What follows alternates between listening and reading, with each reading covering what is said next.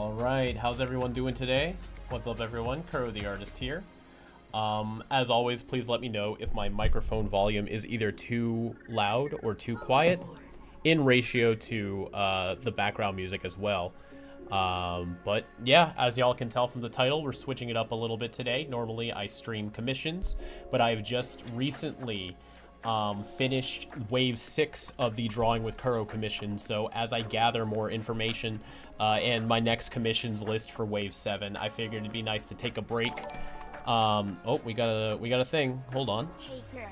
Wow, it's been a year of streams. Wow, awesome. Oh, thank you. And you're subscribed again for 11 months. That's nutty. Thank you for sticking around so long. That's fantastic.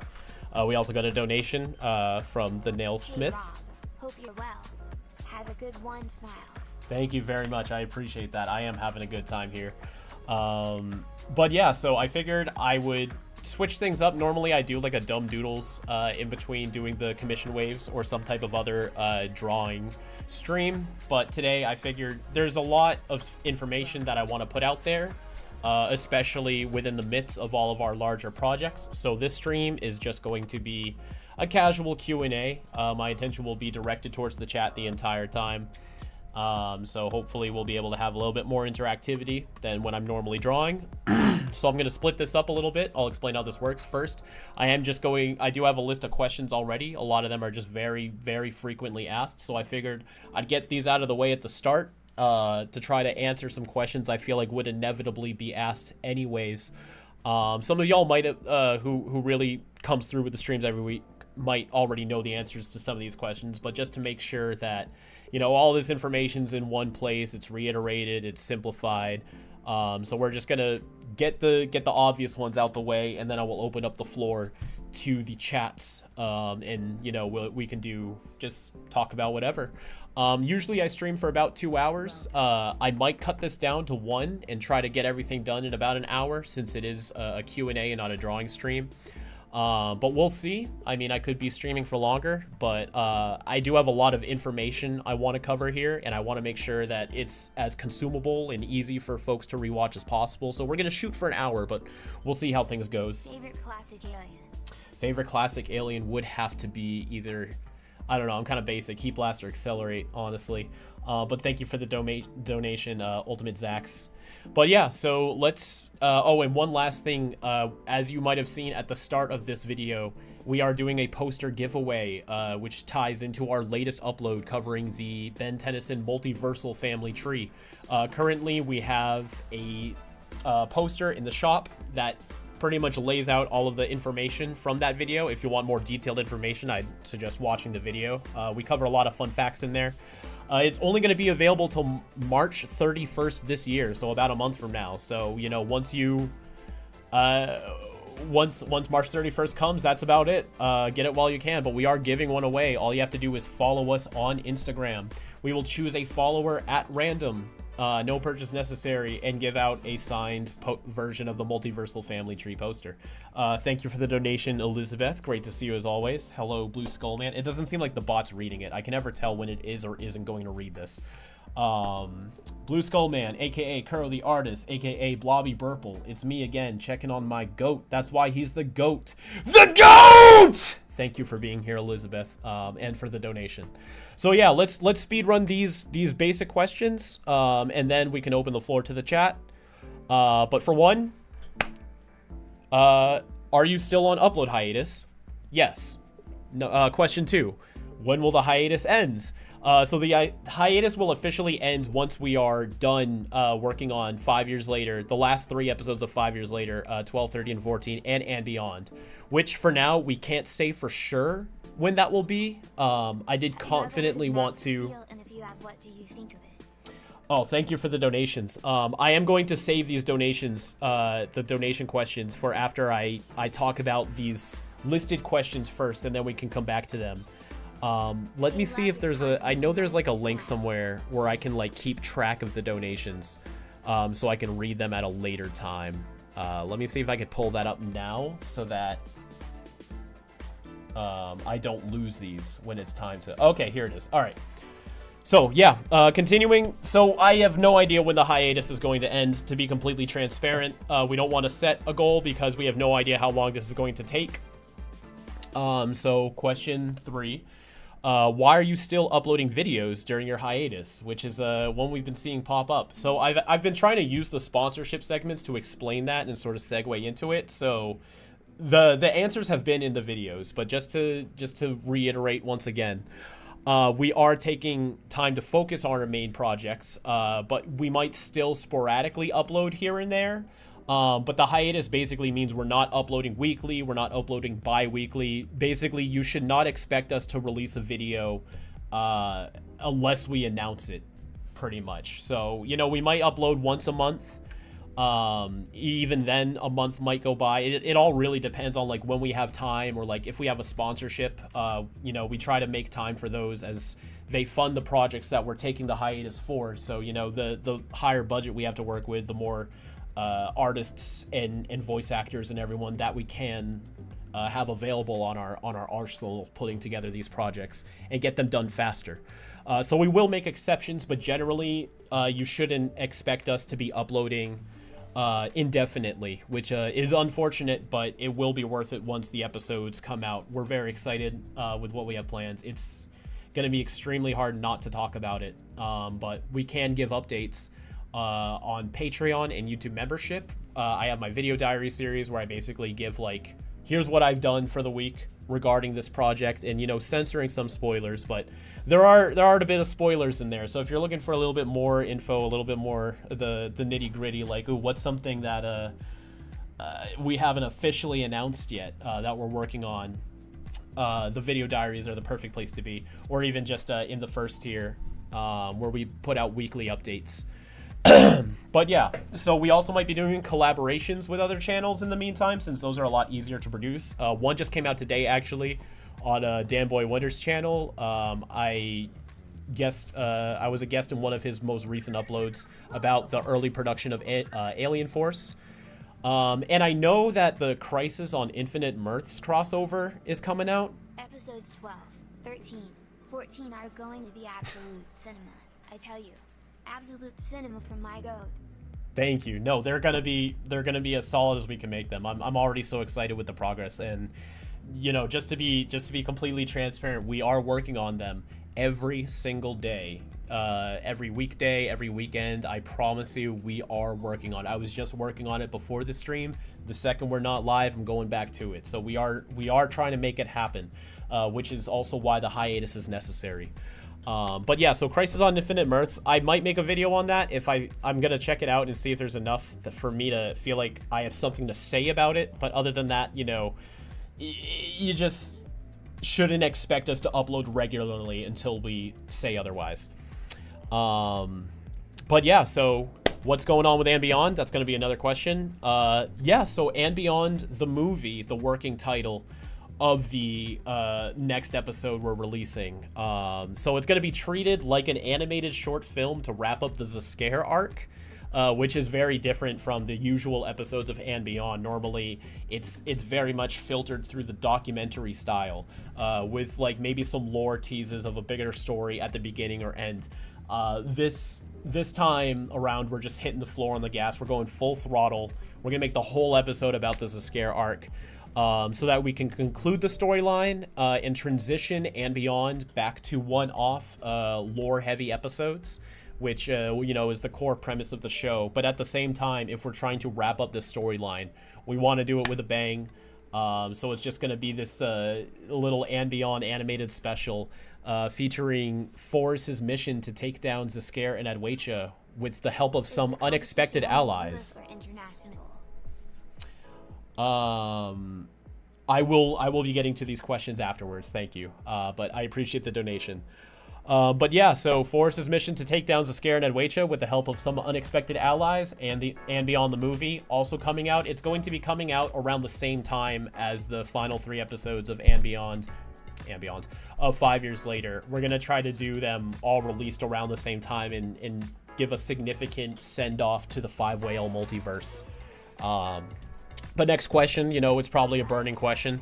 When's your next Ben 10 breakdown? So I do want to make the Ben 10 break the breakdowns video first before making any more breakdown videos. If in the most recent breakdown, you can find information on the Break the Breakdowns event. It's one that we've already done before, but this will be round 2 of it. I want to make sure that I address all of the comments and criticisms. Oh. Create your own omnitrixes. What 10 aliens would you have for your playlists? Also, do you still take commissions for alternate omnitrix users and some aliens? Thank you for the donation, Johnny. I will be getting to all these super chat questions after this predetermined set of questions. But thank you again. So the Break the Breakdowns video, I want to finish and conclude before I do the breakdowns. I did put the Zombozo breakdown in the poll for a potential upload. And, you know, if it won, I would have just skipped to that. But upon further recollection, it's kind of a good thing that I didn't do the Zombozo breakdown so that I can do the Break the Breakdowns event first. As when they're going to come back, you know, that's pretty much ties into the hiatus. You know, breakdowns are an entirely different form of projects for us. I have to be in an entirely different mindset, and they do take a significant amount of time to produce.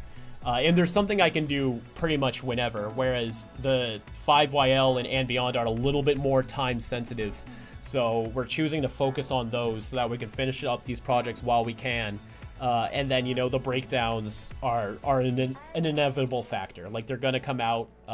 They're just not something that are as, you know, they don't require as much immediate attention in order for them to work. So another question folks might have is, are you breaking down the reboot or anything else, any other breakdown series?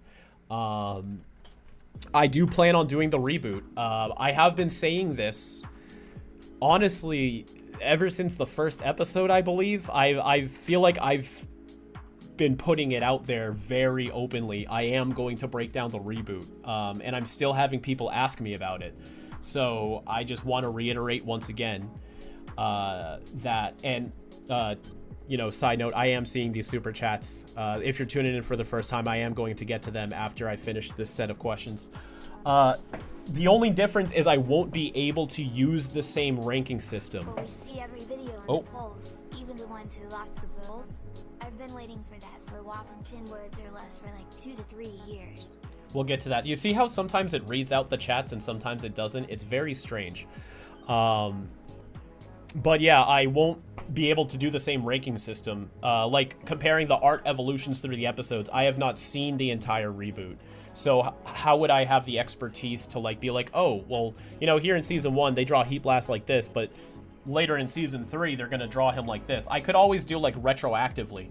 But I wouldn't be able to unless I've already seen the entire show. Same with like episodes importance. Importance is an entire ranking category. And in terms of the reboot, I have no frame of reference because I won't know what is or is not important until I've seen the show. And I don't want to watch the entire show first and then do the breakdowns versions of it. The breakdowns are a very specific procedure for me. So even though I'm gonna break them down in terms of like the art, the animation, the character voices, any fun behind the scenes facts that I could find, but I won't be able to rank them. So they're pretty much just gonna be the bulk breakdown portion.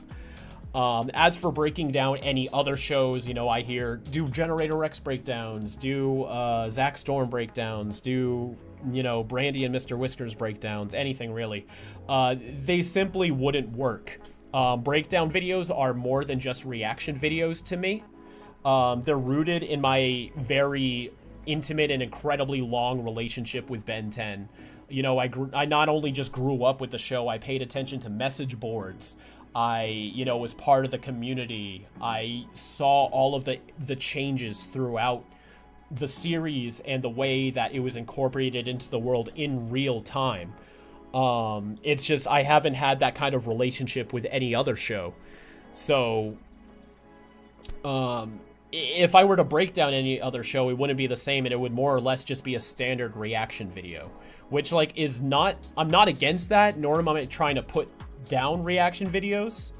I certainly enjoy them myself, especially when I'm drawing, but I like to preface that even if I were to do another breakdown series, it would not be nearly as in-depth or as special as what the Ben 10 breakdowns are.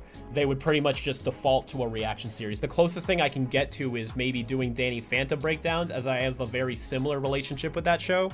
But given that I have another 50 plus Ben 10 breakdowns to make, I am in no hurry to even start thinking about another series. Like, it's just not even something I want to consider at this point. So whether it's a yes, whether it's a no, you can count on it being a no, but if my mind were to change in the future, it's not something I'm thinking about now. Right now, I still have the rest of Omniverse and the whole reboot to worry about, and I'm not even going to start worrying about that until after 5YL and Beyond. So it's just so far ahead, it's just, I'm not worried about it. Drawing with Kuro update. So the next 2 Tuesdays coming up, March 4th and March 11th, I want to completely be dedicated to 5YL and Beyond production. As you can probably tell from the way I'm talking about them in these streams, they're going to be very large, time-consuming projects that I wanted to at least keep streaming while we were on an upload hiatus to at least give y'all something.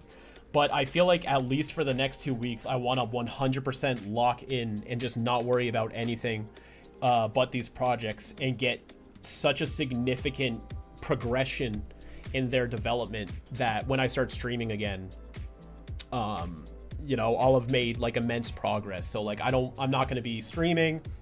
I'm not going to be on social media. I'm not going to be on Discord. I'm not going to be doing anything. Like the next 2 weeks, I'm just going to bury myself into this world and just tackle as much of it as I can. And then March 18th, commission, like Drawing with Kuro, the streams, they will come back. And I will continue to stream every Tuesday at 2 p.m. EST. But in the meantime, you're free to still commission me. You can sign up for commissions with the link down below. Whether you're watching on YouTube or Twitch, there should be a link right there, which explains not only how to commission me, but all of the different Q&As you might have, like the logistics, like what if I wanted this? Can you draw this? It's all down there. And shoot me an email. I will still be collecting commissions over the next couple of weeks. But yeah, for the next 2 Tuesdays, I'm going to start off March just 100% locked into 5YL and Beyond. I will return to streaming March 18th. Another question, which I feel like is going to pop up. Where's 5YL episode 12? I wrote this down just because I knew it would be asked, even though I've inadvertently already answered it on the stream, but you know, it's just coming. 12, 13, and 14, they're being worked on every single day. We plan to release them all at the same time. So even if like for some reason I finish 12 like perfectly, I'm still gonna wait and just pump out episode 12, 13, 14, and Beyond the movie all within like 1 month or such. It's gonna be like a grand finale. And then one of the final questions is, what will I do after 5YL is over?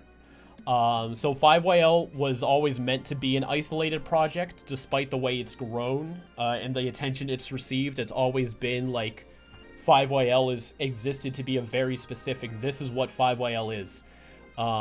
So after it concludes, the story's over. So that's just gonna be it. No, there's not gonna be like a sequel or a prequel or a spin-off or like, you know, 5YL part 2. Now Ben and Danny go to Danny's world and they gotta fight the Ghost King or something. Like 5YL, once it's done, it's done. I don't want to promise anything because it's just, you know, that's going to be it. And Beyond will continue to transition back to shorter, one-off, isolated episodes. It will continue indefinitely. I do feel like And Beyond can exist in a life outside of 5 years later. But we're not planning on ending it alongside 5YL. We're just planning on ending the Scare arc and then seeing how else we can grow this series independent of being tied to 5YL. And then the breakdowns, as I said, once I finish the Ben 10 episodes, that's about it for the breakdowns. I really couldn't do it with any other show. So basically, once we're done concluding all of our projects in the series, we'll transition into a new era of the Ink Tank, which all I can say is the seeds are planted. And nothing more. I really can't elaborate further. So those are probably all of the questions that are guaranteed to have been asked at some point in time. Now I'm going to go into the super chats that have been sent and answer those, and then we can just freely talk. So some of the super chats are favorite classic alien. I answered that. Lord of the Tyrants said, have I ever heard of Max Steel? I have, but I haven't seen it. It's kind of become a joke to me because whenever when I first learned about Max Steel, I thought it was a joke. Not in any other way than I thought somebody was just making something up. Like, have you ever seen Max Steel? It sounds like a fake show, like a show you would hear within a show. So not only finding out that it was real, but it had like a live action version, it had multiple series, it had a toy line. I was just like, how did all of this exist? And I had no clue. So I just think Max Steel is kind of funny in my perspective, but I haven't given it a fair shot. Jordy says, hey, I love your content. Thank you so much. I appreciate that. We got more to come for you. Ultimate Zach says, is the competition only for US or international? It's for anybody. Anybody can follow, and once we DM you, you could potentially win the poster down below. We will cover all shipping costs and everything. All you have to do is follow us on Instagram, and we will choose a winner March 31st. Johnny says, if you were the other Inktank crew, had your own Omnitrices, what 10 aliens would you choose for your playlists? I can't speak for anybody else. As for myself, I've been, it's kind of inevitable. I've been asked this question over the years, and I feel like it always changes. So I don't think I can give you a fair answer. I have considered making a video about it. I know making like your own, what's your Ben 10 playlist look like video was a trend for a little bit, and I was pondering contributing to that, but I don't think I'm ready to commit to say like this is my 10 aliens and that be something that people can reference. Do you prefer a Benton live action TV show or movie? Thank you for the donation. I will get to that right now. I am doing the super chats, but I'm going to go in order. But no, I have no clue. I don't think I'm ready to answer that and then be bound to that answer. And also, do you still take commissions or alternate Omnitrix users and some aliens? Yes, you can find the link down below. And I'm putting together my Wave 7 commission list over the next couple of weeks. Dracula says, I have decided not to watch your video diaries until after Ambion and 5-Way are over to avoid spoilers. I will say that's kind of a smart move. I do want to say, like, we do keep the information very much on lock, but if any patrons or members who currently have access to those diaries, if they do want to speak up a little bit, they can probably attest to their own opinions on how spoilery it is or not. I do want to say I show more in there than I normally would publicly, but I'm still not spoiling. Like, they have no idea how the series is going to end. They have no idea what's going to happen to Danny, what's going to happen to Alien X, who's future Fenton, all that stuff. Like, the major plot beats I still don't put in there, but you might see like how some fights are being laid out, what some character designs might look like, what some casts might be, what voice actors we might be working with that we haven't announced, and of course the actual logistics, like what I'm doing in Adobe Premiere and Photoshop to make this happen. So if you're super worried about spoilers, I would still say the video diaries are safe, but you will see more than I'm saying publicly right now. But I mean, I wouldn't be so afraid that it's gonna ruin the story for you. The Nerd says, first, do you think Master Control makes Ben too OP? I think it gives him the potential to be, but the way we've seen him use it, it's not like he's being crazy with it, so I wouldn't say so. But I will say it's an insane power boost. Ben is just very smart with it. Which female hero from DC or Marvel would make a good couple with Ben? See, it's not even about the DC heroes. I just feel like Ben, at least from the canon, the Prime continuity we've seen, just isn't ready for a relationship right now. It would have to be somebody who's very much in his lifestyle. Like, Kevin and Gwen are there alongside him. It would have to be somebody he could work with. Which, with DC's heroes is kind of just their thing, but also, there was Kai, there was Eunice, there was Julie, who all more or less could have been involved in Ben's world, and for their own reasons, it didn't happen. So I would say none of them, just for the simple fact that Ben is not, he's not focused enough on what you need to do to sustain a relationship to have a relationship. Elizabeth says, will we see every video on the polls, even the ones who lost the polls? I'm going to say no, just to be safe. I've been waiting for that UAF 10 words or less in like 2 to 3 years. Yeah, I mean, they're all videos I'm willing to make, but I wouldn't say like they're all guaranteed to be made. I would say like I'm very interested in making the Argent video. The UAF episode 10 words or less, that seems reasonable enough to produce. But I don't want to guarantee that they're going to be made because they could very likely not be. So I'd say they're not gone. Maybe I'll keep doing polls. I'm not sure how I'm going to keep deciding what videos I do and don't make from now on, but I guess we'll see. But yeah, what else do we have? Just another donation from Kaiju Lord. Thank you very much. Nate River says, would you prefer Ben 10 live action TV show or movie? I would rather a movie so that they can give it a better budget. Because you only have to do it once. Maybe it gets a sequel if it does well. That'd be dope. But I mean, a movie, you can put all your eggs into that basket and make it the best it can be. The TV show, not only do you have to worry about spreading your budget across episodes, but like the logistics of working within a TV budget. How do you develop a story that's going to extend? And then, you know, best case scenario, the show does really well. Now you got season 2 to worry about. It's like you're opening up a door to a hallway without an end. And I feel like a Ben 10 live action movie. In Vengeance of Vilgax, Ghost Freak should have escaped the Omnitrix again. Just some continuity ideas. Thank you, Bat Lord. I am almost there. I'm almost caught up. But yeah, a movie would just be, it's almost guaranteed to be better in every way. But, you know, a TV show has the benefit of longevity. In terms of like maintaining interest with multiple seasons and stuff. It doesn't seem realistic. Sean Asimo says, hey Kuro, hope you're doing well. Thank you, I am. Remember to take tongue-tied. Remember to take care of yourself while working on the comic. Are you considering making a new comic book series after 5YL? I do try my best to take care of myself. In fact, these glasses right here were a gift from Kellen when I went down to visit him. They're blue light glasses, so they're supposed to be good with staring at screens and help strains on the eyes, but I like to think I'm seeing a difference, but whether or not they still look neat.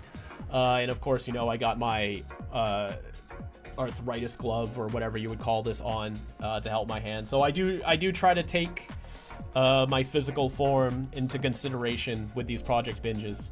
But also I can't talk about what we have planned after 5YL other than we have plans. As for what it is, be it the plot, the medium, distributor, any of that, I can't speak on that right now. But all I can say is we're figuring it out. In fact, even a little bit further than that, we have figured it out. Now we're laying the groundwork for it. Dr. Dank, dope name, says, hey man, I love your stuff. Unrelated topic, but I'm having a tough time remembering the name of the orange cat from Garfield. So I would probably just check the Garfield wiki for that. They probably have a whole list of characters. Depending on how well the wiki is laid out, you would need to determine if it's just like a list. You're just gonna have to click every single one, and hopefully they have an info box displaying the character. Fake AI Benton trailers with Tom Holland superimposed onto Ben. They are so bad. Diamond Bolt talked about them. I'm almost there. Where was I? Oh, yeah. So, or also, I'm sorry. I was trying to keep the bit up. I lost my train of thought. But yeah, that's very funny. Thank you, Dr. Dank. Batlord, what's up, buddy? $20 donation. Thank you. An idea about Ghost Freak and Alien Force and Vengeance of Vilgax? Ghost Freak should have escaped the Omnitrix again. Just continuity issues. I'm not seeing the connection in Vengeance of Vilgax. I don't know what event. I mean, are you talking about like when Spider Monkey, Waybig, Goop, and oh shit, Chromastone left the Omnitrix? Like, if it should have been Ghost Freak, I wouldn't say that's a continuity issue just because it wasn't. I do think it would be really cool. In fact, a very like lore-inspired twist if that's how Ghost Freak escaped again. I agree, that would be awesome, but I wouldn't call it a continuity issue. I think it's fine either way. In fact, we find that the scare we follow is trapped in prison on the sun during those events, most likely. So I feel like it would be a continuity issue if he did. They should just not have him trapped on the sun. Have I seen the fake AI trailers with Tom Holland? They're so bad. Diamond Bolt talked about them. I have not. I try to just block out the fact that they exist in my head. I've seen thumbnails. I've seen that they exist, there is no way in hell I'm going to click on them. But yeah, that's something, all right. I mean, this is the future we're leading towards, and no matter how you feel about it, it seems like it's here to stay, and that's something, all right. But I'm not gonna be a part of that. Another donation, thank you. Which villains would you choose for Ben's Sinister Six? So that's sort of like his -10 then, right? And I did do a video on that. If we're trying to narrow it down to 6, I would say cut Logan the Lenopen. Who did I even put on there? You can cut Zombozo. No, keep Zombozo, because that'll set up him being a zombie in Omniverse. Who did I even have in there? Ink Tank -10. I gotta see. That was a bit. Jeepers.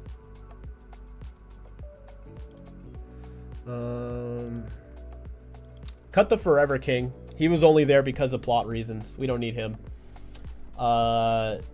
Charmcaster, not for any opinions on Charmcaster. It's just, you know, Charmcaster gets a lot of love outside the -10, so, you know, she doesn't need to be there.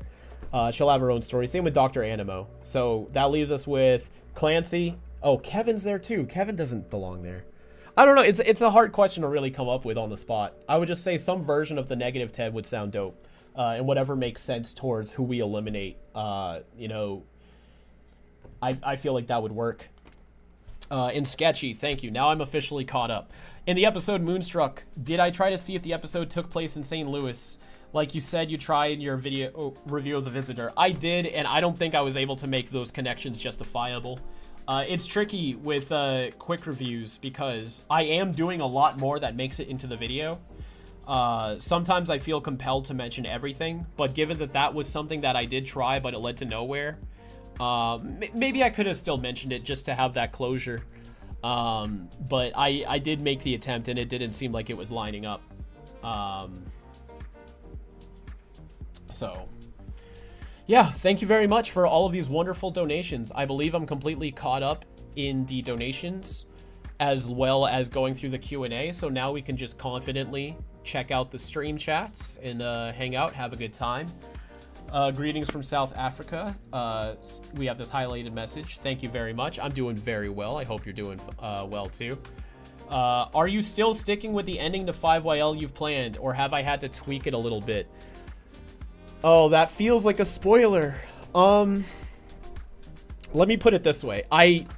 The short answer is yes, because I feel like if I did all of this and I ended up just changing the end, because the whole reason 5YL exists is for the ending. I came up with the ending. I came up with this goal, and I was like, how do I write a story where it would justifiably get to this point? We're still not even there yet with what else there. It's like the whole reason 5YL exists is because of the ending. So if I were to change the ending, it would be like, well, what did I do all of this for? But I will say, like, because of how long it's taken, I did have to tweak some things just because of the nature in which it's produced. It will be like, oh, well, maybe if I drew it this way, it'd be easier. Or like, maybe if I cut this scene, we can get to this point faster. But the... forward is Vilgax II. Oh. Son. When Papa got yeeted into space, Junior conquers 10 worlds, including the zone to get revenge on Ben. Vilgax SR only appears with Eon in the season 5 finale. Thank you for the donation. I've seen a lot about the Vilgax, Alien Force Vilgax is actually his son sort of thing. I'm not a big fan of the theory just because it just, I feel like it would seem so random for it to be his son. I might have felt differently beforehand, but thinking about it now, I can deal with the fact that Vilgax is just different in UAF. If it was his son, there would have needed to be ample setup, or else I would even say it would be even more random for it to be his son. But like, if you can develop a story that believably led to that, maybe it could work. I just think it would be even more of a stretch than what Vilgax is now. But yeah, so back to 5YL, like, there were some tweaks I had to do, but the main story beats are the same. Like, the things that I wrote the story for are happening. They can't change. Opinions on Danny Phantom, fair game. None so far because it's not out. I mean, from what we know, it seems interesting. I like that we're bringing back Danny, you know, Danny with an I. I like that we're focusing on Valerie, and I have a video planned for that. That's all I can really say. So I'm looking forward to it, and I'm excited for it. But other than that, I feel like I don't have enough information on it to have a solid opinion. Elizabeth again about Ghost Freak. I think there is only one Ghost Freak, not two. And he knows Primus because he was in the DNA of Wildvine's donor been there. Having two Ghost Freak achieves nothing, I'd say. Yeah, but Ben 10 does a lot of stuff that doesn't achieve anything. About Ghost Freak. Oh, here comes the robot. There is only one Ghost Freak, not two. And he knows Primus because he was in the DNA of Wildvine's donor and been there. Having two Ghost Freaks achieves nothing, I'd say. Yeah, I still don't know why. It's either it reads it, it doesn't, or it's delayed. I have no idea how it works. Yeah, I mean, if everything in Ben 10 was done with the goal to achieve something, so much of the stuff that happens in it wouldn't have happened. So I'm not really worried about it in terms of that. But either way, yeah, I mean, having two Ghost Freaks would just be complicated as well. So maybe it's best to just keep it as one. We have a question right here. Did you ever expect 5 Whale to get as big as it is now? I just want to say thank you for keeping the world of Ben 10 alive. You made me come back to the fandom after years of being gone. Thank you again. I appreciate it. I'm glad that I'm roping people back into Ben 10. That was the goal. As for if I expected 5 Whale to get as big as it did, you know, you always blindly hope. But I was also, you know, prepared for it to be nothing. So I will say, like, the popularity and notoriety it's received wasn't, I hesitate to use the word luck, because it's not like we didn't work for this. Like, you know, to be frank, we worked our asses off to get it out there. A big part of it was advertising. That's the biggest thing that gets neglected with fan projects, is you have to get it out there. It's not enough to just make the thing. You have to show it off. You have to figure out a way to get it involved with your community. So we did our best with it, and just hoped for the best. But I wouldn't say, like, I was like, oh, I know it's definitely going to be big. I had no guarantee. So I'm very thankful that, you know, all of it worked. We have a few more donations. The bot is not reading it, because why would it do the same thing twice in a row? Oh, it heard me calling it out. I think so. I don't know. But anyways, Batlord is back at it again. Thanks, Batlord. Race Against Time was the movie I watched a lot as a kid. It's one of my favorite pieces of Ben 10 media. I agree. I freaking love Race Against Time. It's such a good film. I don't even care. It's good. It's just one of those movies that really, like, I think coming of age is too generous, but it definitely evokes that kind of feel, you know? Like, it's not just a Ben 10 movie. It's like a kid in school kind of movie. I don't know how to describe it. I don't know. It's hard for me to analyze. I have to, like, mentally switch gears into that mode, but I feel like I love the feeling that Race Against Time gives me, in addition to it being a Ben 10 movie. It's just a fun movie. You get sucked into the world. There's a large supporting cast, which makes it a lot stronger. I feel like Alien Swarm, it was very much just like the trio, Max, Elena, and Victor. And it was like nobody else. Whereas, like, Race Against Time, you know, we got to know everybody on some level, and that's what makes the movie more fun for me. Nerds says, can you draw a version of Ben 10,000 where he is the same height as he was at the end of Omniverse? I can, and you can commission me down below. The link should still be there, and I'll be collecting Wave 7 commissions. Would Dick Grayson from Young Justice be good friends with Ben? I don't think so. Good friends? Hard to say. But I can see them getting along. Ben fit better in Marvel, DC? I get this question a lot. My answer is always neither. Ben should not be in the Marvel or DC universe. Like, Ben is strongest in his own universe. He's not just a character that you can plop into any other world and for it to work. Like, Ben works because he lives in his universe. Galvan Prime's out there. The plumbers are a thing. Aliens' reputation is directly tied to how much Ben screws around in the public. Plan on releasing the Krypton and Vegeta posters to your store. I was one poster away from having all of them little. Ooh, thank you for the donation, and that's a great question. I mean, I'm gonna be honest. No, I was not planning on it, but now that you bring it up, oh. More recognition. 2. The intro theme to Soto sounds like KF intro. 3. Have you seen Secret Saturdays yet? Okay, I do want to make a rule now, because I'm starting to only be able to read the super chats. Please keep it to one question per super chat from this point forward. If there's multiple, I'm only going to read the first one. Not to be rude, but, you know, I feel like anybody who's not donating isn't getting a chance to talk. So, yeah, I do want to be fair. So with Sketchy, yeah, I don't know. Maybe I'll do like a retro ink tank merch drop or something. But no, I haven't planned on it. I figured those came and went. Destroy all aliens buildings deserve more recognition. Destroy all aliens. Yeah, great film. Intro theme to Soto sounds a lot like Alien Force intro. A little bit. Have I seen the Secret Saturdays yet? No, I have been doing nothing but working. I'm not watching anything. I have been listening to some shows, but mostly just live action shows because they're a lot easier to just listen to opposed to watching. So, you know, I've been... Oh, man. I went through 2 whole seasons of Shrinking with Jason Segel. That was pretty fun. I'm making my way through Platonic with Seth Rogen. That's a pretty good one.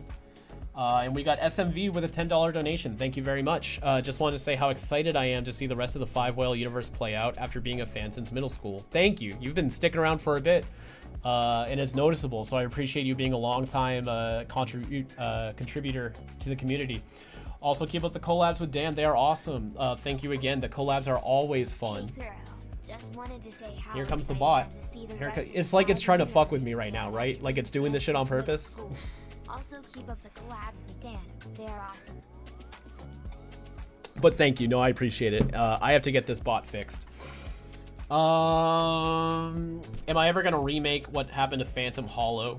Phantom Hollow was not my project. I was, you know, brought on board to do the character design, and I became pretty close with the creator, Michael, at the time. So I was able to contribute like little nuggets here and there to the story and the lore.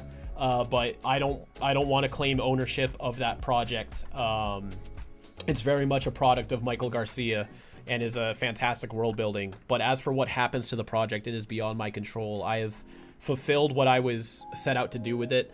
It was a little different because we did host it on our channel, but that was also sort of a special scenario because of my relationship with Michael. Would MCU is writing work for Ben 10 or something more highbrow?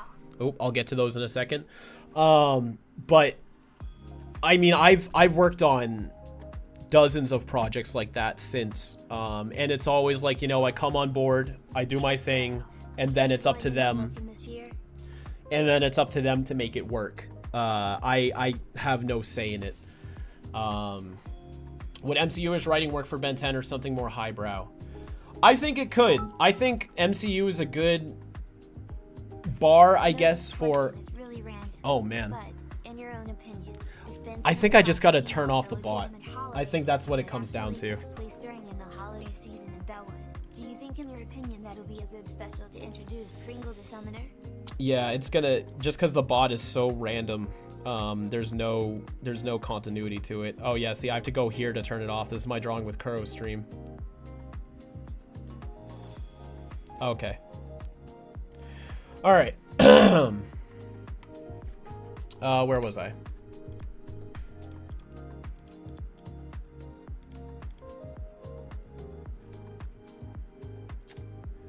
How do I view... Oh no, what happened to the super chats? Aren't they supposed to be listed right here? Yeah, they are.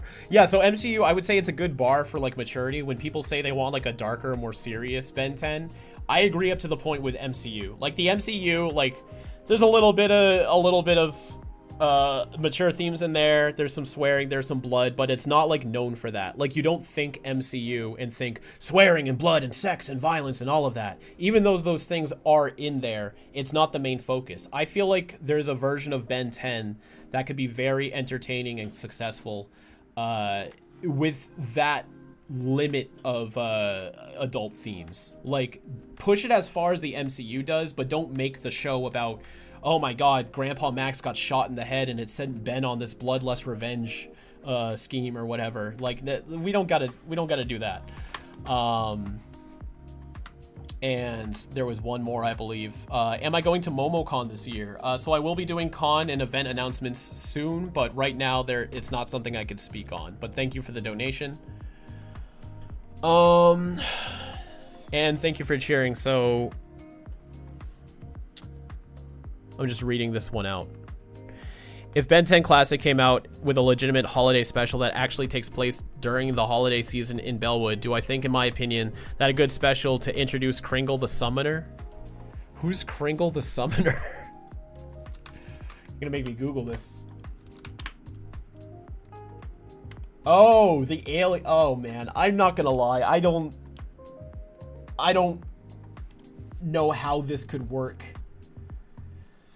Just cause, what is it? It would need the lore to support it. I feel like this isn't like, you know, Cannonbolt or Ditto, where you can just give them to Ben and it just be like, oh, new alien. Like, this is something you kind of gotta justify.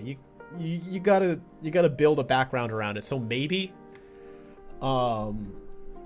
if they could, but, you know, ultimately I feel like, you know, putting Kringle the Summoner in there is a very, very bold decision. Very bold decision. We are getting up to the hour mark. I might go for a little bit longer than an hour. I'm having a bit of fun here. But yeah, let's get some more questions. Oh, the chat is flying. Thank you all so much for being here. This is really cool. Do I have any music recommendations? Oh man, I've been getting really into Stand Atlantic lately. They very much got like the kind of vibes of the music I was in back in the day, but it's also like a little bit modernized. I did see them live last summer, so that was pretty fun. I would say, yeah, Stand Atlantic. Mariana's Trench is always solid. They're really good. They're like very talented, very great with their musical composition. Dua Lipa. I've been fucking obsessed with Dua Lipa. Her, like, anything Dua Lipa. Let me check my Spotify playlist. What do I got? Linkin Park's coming back. They got some good stuff out there. Hot Milk is pretty good. Love me some Hot Milk. Andy Grammer's got some good ones out there. Ooh, Lawrence. Lawrence has really been... I've been following Lawrence for a bit. Lawrence has been picking up too. Any of those, I guess. Any of those would do. What do we know about the new Ben 10 comic? I feel like we know everything there is to know about it. The fact that it's coming out and that it exists is pretty much all there is to it. There's not an ounce of information beyond that. So I feel like we're just going to have to be patient and see where it goes and wait until there's going to be some type of development that they'll announce. Sneaky Gunslinger, I just joined in, so you might have answered already, but how are things going with finishing up 5YL? I have indeed answered that very much in depth. If you go to the YouTube version of the stream, you should be able to rewind and get my detailed explanation there. But that question has been answered, so hopefully when you go back, everything you need to know will be there. Do I have any new ideas for how to tell the Dr. Logic story? I do. So quick bit of background, the Dr. Logic story was, so I wanted, so in episode 5 of 5YL, Lula name drops this character Dr. Logic, and it was supposed to be a nothing character, like, oh, here's just the name of somebody who none of us know who he is, so he must have existed within the 5-year time period, like, who's Dr. Logic? And that was it. Like, it was just a nothing name. I don't even think I like sat down and brainstormed it. It was like the first thing I thought of. I typed into the script, that was it. But then I actually started thinking of well, who could that be? And I did have strands of a story that I wanted to tell between the end of Omniverse and the start of 5YL within those 5 years, that it slowly started making sense for Dr. Logic to sort of be the catalyst for that to happen. So I started being like every story beat that was just floating in the timeline, I started stitching together into this Dr. Logic story. Now I really like it. But now I'm very attached to it, so I don't want to just put it out there and just tell you what happens. Like, oh, well, this is what the Dr. Logic story is. He's this thing, he does this, he had this relationship. So, you know, for a while I was just like, I'd rather just never tell the story than put it out there in such a, you know, anticlimactic way. I'd want you to like care about the story rather than just reading it like in a Twitter thread and be like, huh, neat, and then moving on. You know what I mean? So I have actually thought about a potential way to distribute it if I did want to tell it. But as you can imagine, it's not something we can prioritize, so it's more of just like a daydream sort of, oh, it'd be really neat to do it this way sort of thing. So it's in my thoughts, and it's still something I consider actively. In fact, I think 2 days ago I updated this like dumpster fire of an unorganized Google Doc of just random notes about the story. Like 2 days ago, I thought of something else to it. I was like, oh, wouldn't it be cool if he did this? So I'm still thinking about it. It's just, I'm not sure I want to be like, okay, now it's time. We're going to make the video. Here it is. So it's in consideration. Oh, we just got another donation. Thank you. Personally, I don't believe they will stop doing Ben 10 since it's an insanely profitable IP and that there's only one thing that matters in the end, kinda. See, the reason I disagree with that is because I feel like they would have done something by now. Like, it's not that that's untrue. It's that Cartoon Network doesn't realize it. At least that's what it looks like from the outside going in. It's like, if it was so successful, it was so popular, it made billions of dollars. You know, people are still talking about it to this day, like over a decade after the series like ended, and then the reboot came and went too.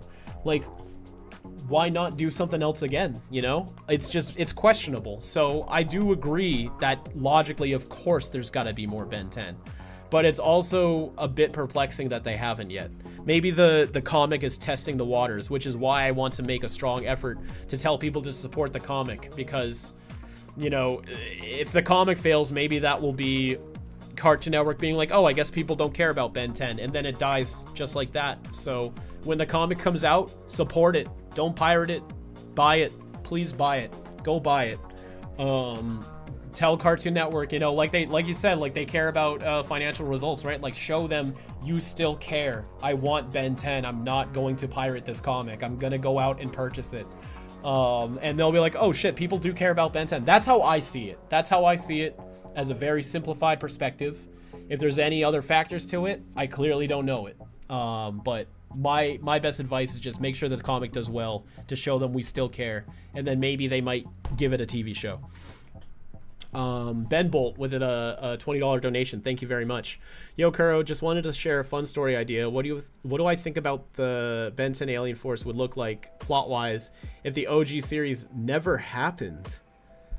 Like in the same vein as the current Ultimate Spider. So it's like it never happened, or we just don't see it? Because those are like I don't know. I feel like Alien Force works really well because it happened beforehand. Like, you would have to change like an insane amount of stuff. I feel like Spider-Man's a bit stronger because his world is so flexible. Whereas Ben 10, despite it having the potential to having so many different iterations, we really haven't gotten too many iterations. In fact, officially we've only gotten 2, the Prime Continuity and the reboot. And then, you know, the video games and the comics, but they're all kind of subsections of it.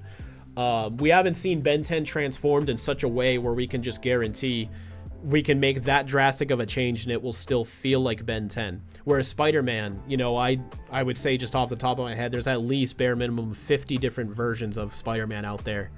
All with their own series and stories or comic runs or however they exist out there. So I want to see Ben 10 squished around a little bit more. And then maybe it would be more believable, but it certainly could.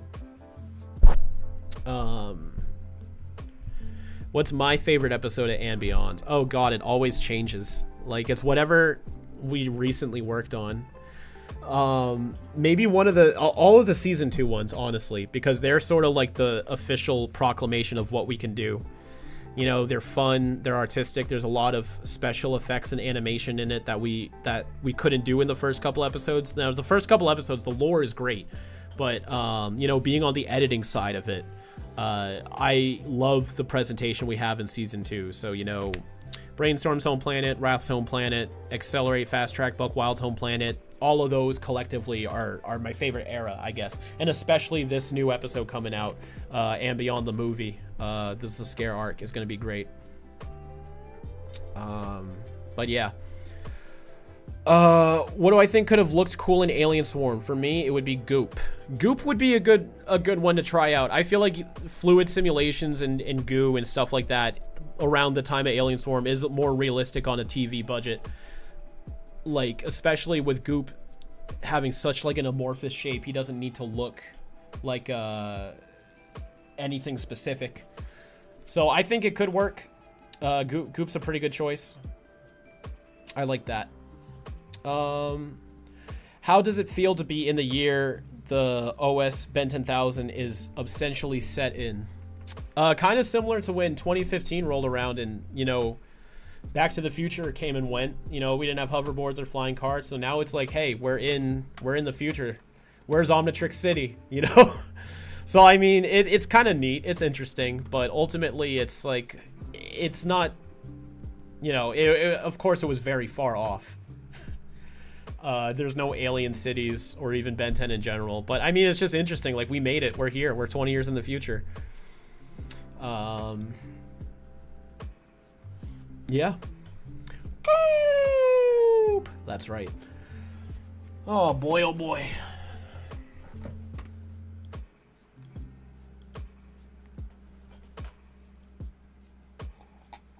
Sorry, I need a second. I've been talking so much. I gotta catch my breath, wet my whistle and all that.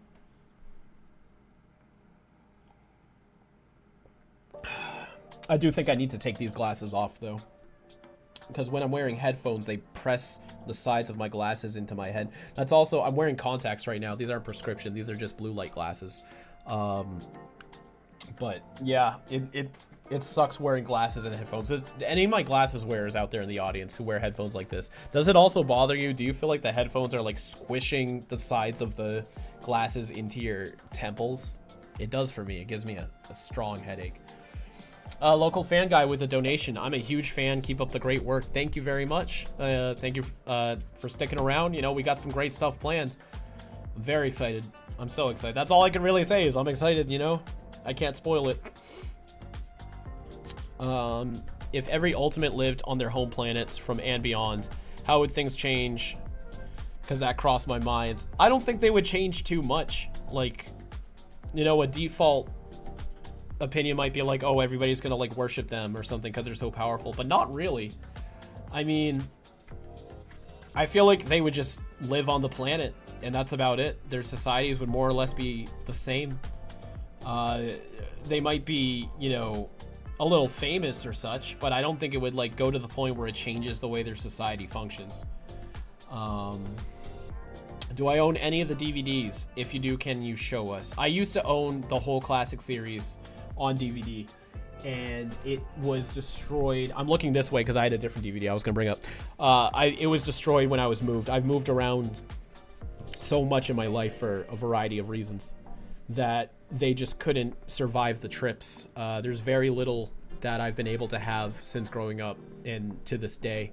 But I was looking this way because I did since purchase that like family 4-pack or whatever of the 4 Ben 10 DVDs. Like it was like Alien Swarm, Race Against Time, Destroy All Aliens, and Secret of the Omnitrix, I think, all on DVD in like one box set. I did get that, but I think it's downstairs.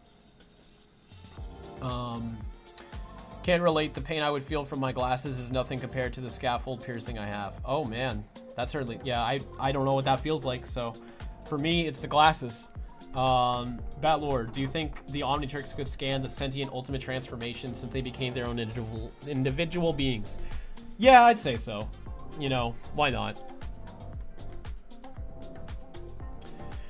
What's your favorite Ben 10 comic currently released? Currently, there is no Ben 10 comics released until Dynamite has theirs out. So for now, you know, with currently released, I would have to say none. Can I do a backflip? No, I cannot. I've always had a fear of going upside down. Like even as a kid, like I'd see all my friends doing backflips and just like, you know, the equilibrium change when my head is completely upside down and like being in air without touching the ground and having no like gravitational contact always freaked me out. Which is ironic because if I would love to fly one day if like we ever had like the hover technology or whatever. But just the idea of like doing a backflip in like that second or so when you're upside down in the midair, it always freaked me out. So I never pushed myself to learn. Would you ever skydive? I would do that though. That would be fun. Skydiving, parasailing, hang gliding, all of that. Whatever I could to simulate flying, as long as I'm not like upside down during it. If I flipped upside down, I'd be like, whoa. But You know, maybe I'd enjoy it. Maybe I would get over it. I don't know. Who's your favorite between Undergrowth, Vortex, and Nocturne? I do not like Vortex. I'm gonna be straight with that. So Vortex isn't an option. So it's between Undergrowth and Nocturne. I think Nocturne was more interesting for me. But Undergrowth was pretty cool too. He had a great design. Mark Hamill, you know, gotta love Undergrowth. Love from Pakistan. Thank you. Love from Kuro's office. I appreciate that. Thanks for tuning in. That's wonderful. So I think Esther should have been Ben's wife. I don't know, man. I don't know. I've emptied the pot of me caring about Ben's love interests, and I've yet to refill it. You remember the pop-out trivia episode supposedly being found a few months ago? I do. That's awesome. I have a screenshot from one of them in my most recent videos displaying that, which was from that found collection. What Danny Phantom Ghost would I like to design in 5YL? I'd love to do a pass on a... I don't know, we've kind of done the ones I would have done. I was going to say Johnny 13, but that's just because, you know, Ryan, he came up with a design for Johnny, and I drew him, like, in the background, but I've yet to do, like, a full high render, like, focused image of Johnny. He seems fun. Spectra seems fun. Who's the one? The Ghost Rider. He could be fun. I feel like I'd want to try to find a way to, like, incorporate his abilities a little bit more in his appearance. Kellen Goff, hey Kuro, big fan. Question, what is my favorite milk? So it's funny you ask that. In high school, they started releasing this carton called coffee milk. And for one, I was surprised that it even existed. And for two, I was surprised that they were giving it to us in school for lunch. You would think, like, you know, giving kids coffee and whatever. And, you know, it's high school, so not exactly like, you know, super adolescents, but it just seemed like a strange thing. So for a while, I was hooked on it just from the unique opportunity. I'll be like, have you guys ever had the coffee milk in the cafeteria? So I thought that was pretty cool. But since I've kind of grown away from liking milk, I think I drink like a glass of milk like once a year just to remind myself, like, do I still like milk, just straight milk? Not so much. I mostly just stick to seltzers and water. Do I think Kellen Goff would be a good voice for Vilgax in the next reboot? Absolutely. Kellen can voice anyone and everyone, and he should. You should lock him in the booth and never let him go, and he should be every animated character from this point forward, and he would do a fantastic job.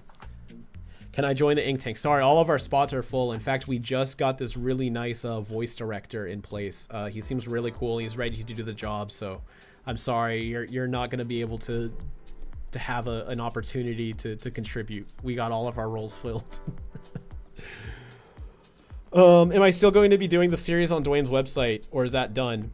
I am going to keep doing that. In fact, I have half of the next one recorded.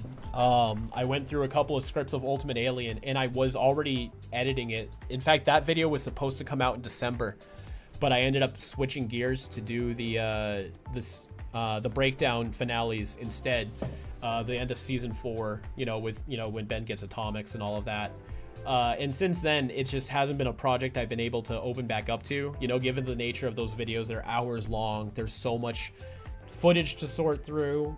There's so much, you know, to record. It's a little bit bigger of a commitment than a casual video. And I just haven't found the time yet. But yeah, I'm still interested in doing it. One of them is even, you know, partially made, but I can't promise it's going to come out anytime soon.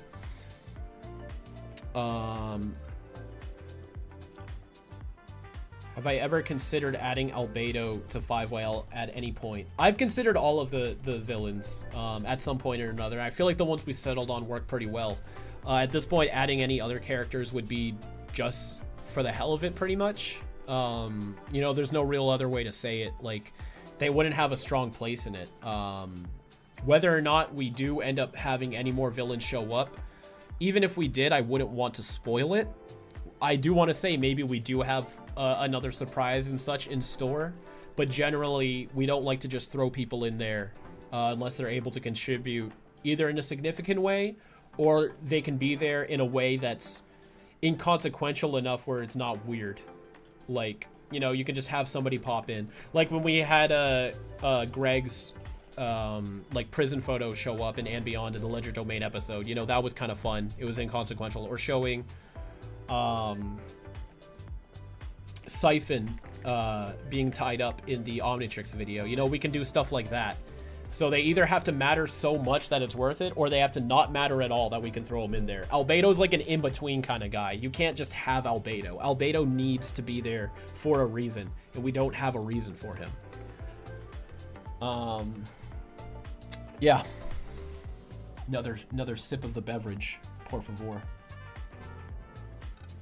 How many 5YL chapters left? There are 3. There are 3. Well, 2 chapters, 3 episodes. Chapter 12 currently exists in comic format, but it has not been transposed into the motion comic yet.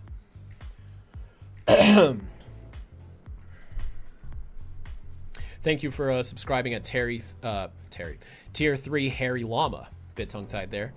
Currently on a 30-month streak. That's over 2 years. Hot diggity damn. Green eggs and ham. That's fantastic. Thank you very much, Harry Llama. What scenes from Ben 10 did I use to audition for the VAs? When we did Paxton, it's funny because I actually just found the email like a couple days ago and completely forgot it existed. I'm not gonna be able to play anything right now. But I did have him read the peer pressure conversation he had with Kevin, like you know, when Ben meets with Kevin and has to ask him to use his oh, sorry, one second.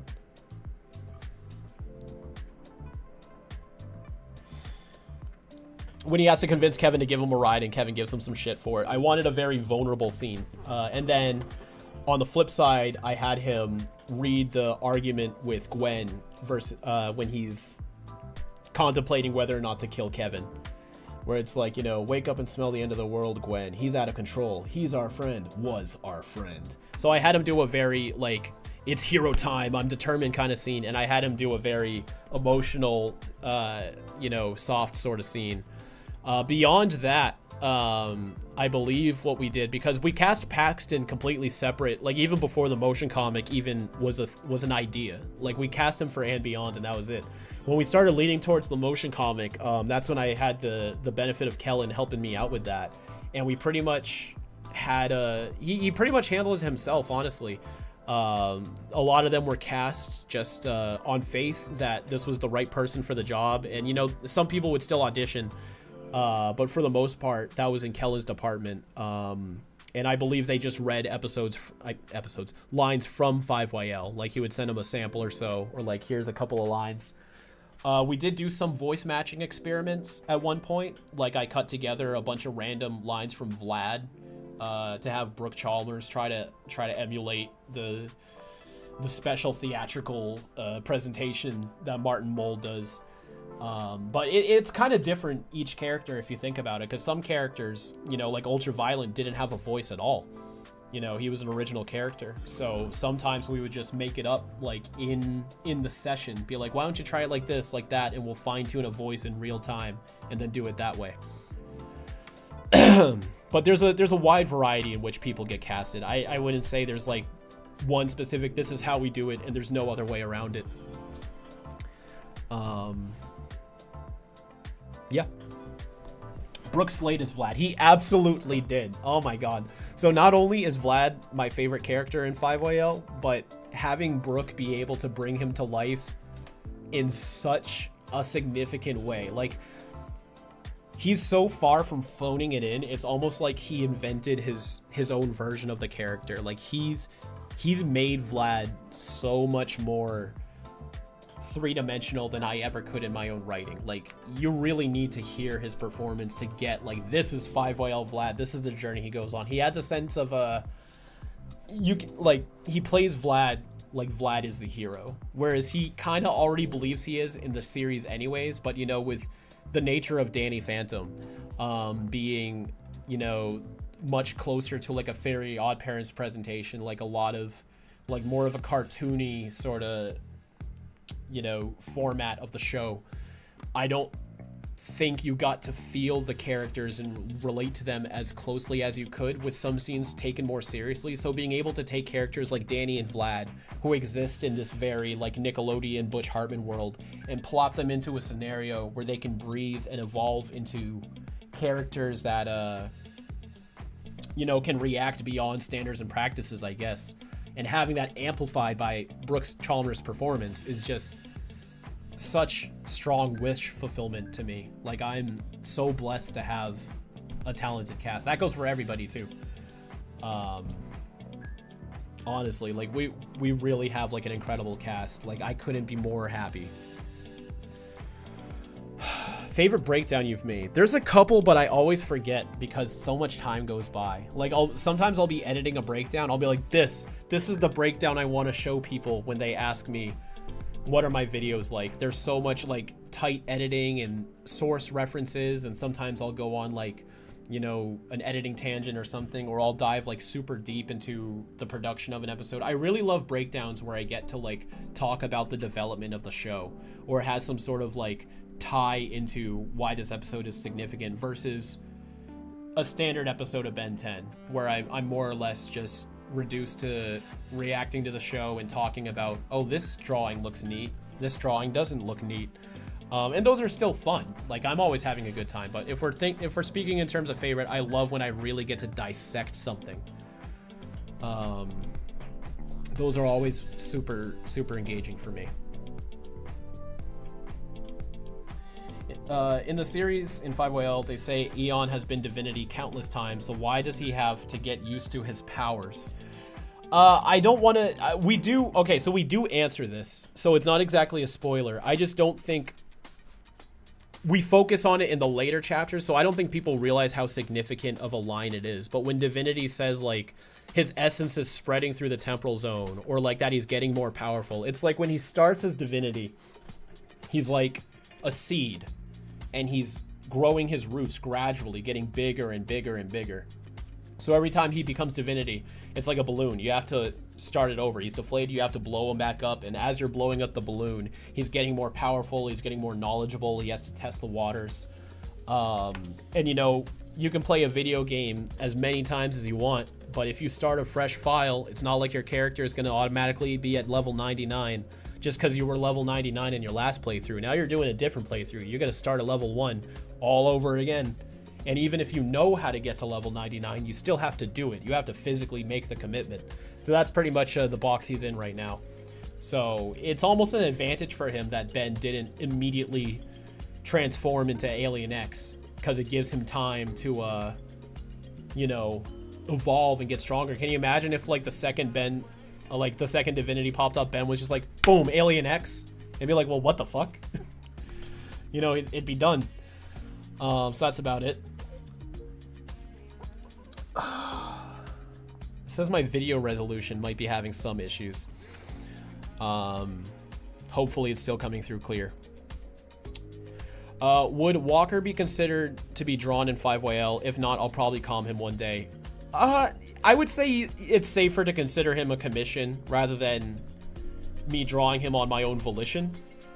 Just because there's still a lot of main characters who I still feel like need new artwork. Like, I'd love to draw an official still of Jack. I don't know how it's gone this long where I haven't drawn an official still for Jack yet, or Maddie. So there's a lot of, and I did kind of stretch it a bit. I did draw like Danny with an eye. I drew Wolf, not Wolf. God, what's his name? Frostbite at one point. I drew Charmcaster years before we did the And Beyond episode on her. But those were more of like in a misdirect because I wanted to start messing with people with who they would expect to appear in 5YL. Because at the time, it was kind of guaranteed, like, if I drew an official still of them, they'd show up. So I wanted to subvert those expectations and just draw a whole bunch of characters who were never going to show up. But now I feel like, especially because we're at the end, we're at the point where you pretty much know, like, okay, I mean, Walker's not going to show up.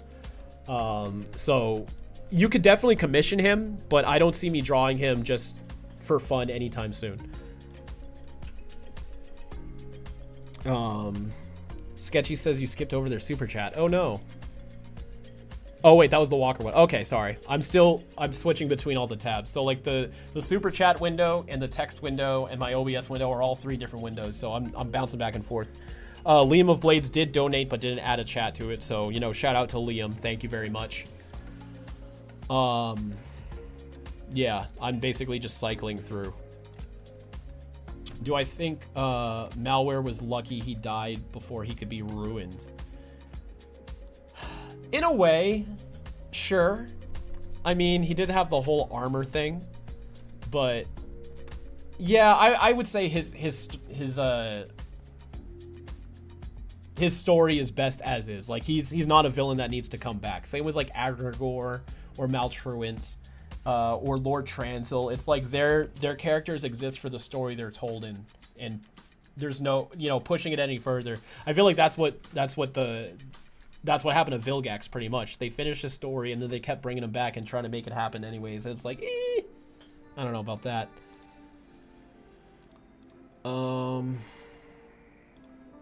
I can help if you want, man. Oh, thank you. I do think I am going to try to wrap this up in about 10 minutes though. Well, I don't know. I am kind of having fun. What do y'all think? Do we got enough questions to keep things going? Maybe I can let Kellen in on the call for a little bit.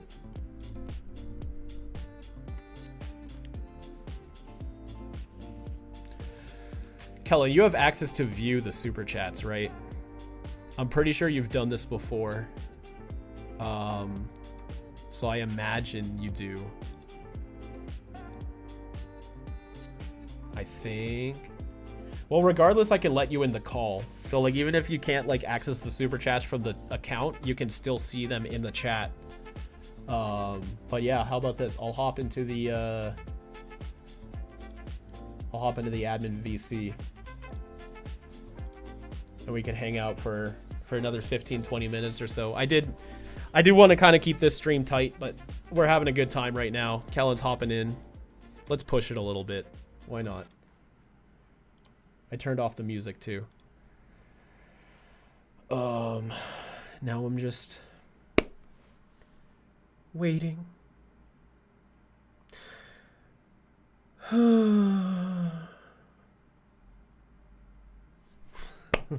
Oh, it's Luigi. Hey, Kuro. When you gave 3 to importance on the pilot for the classic series, but then 5 to the Alien Force pilot. Okay.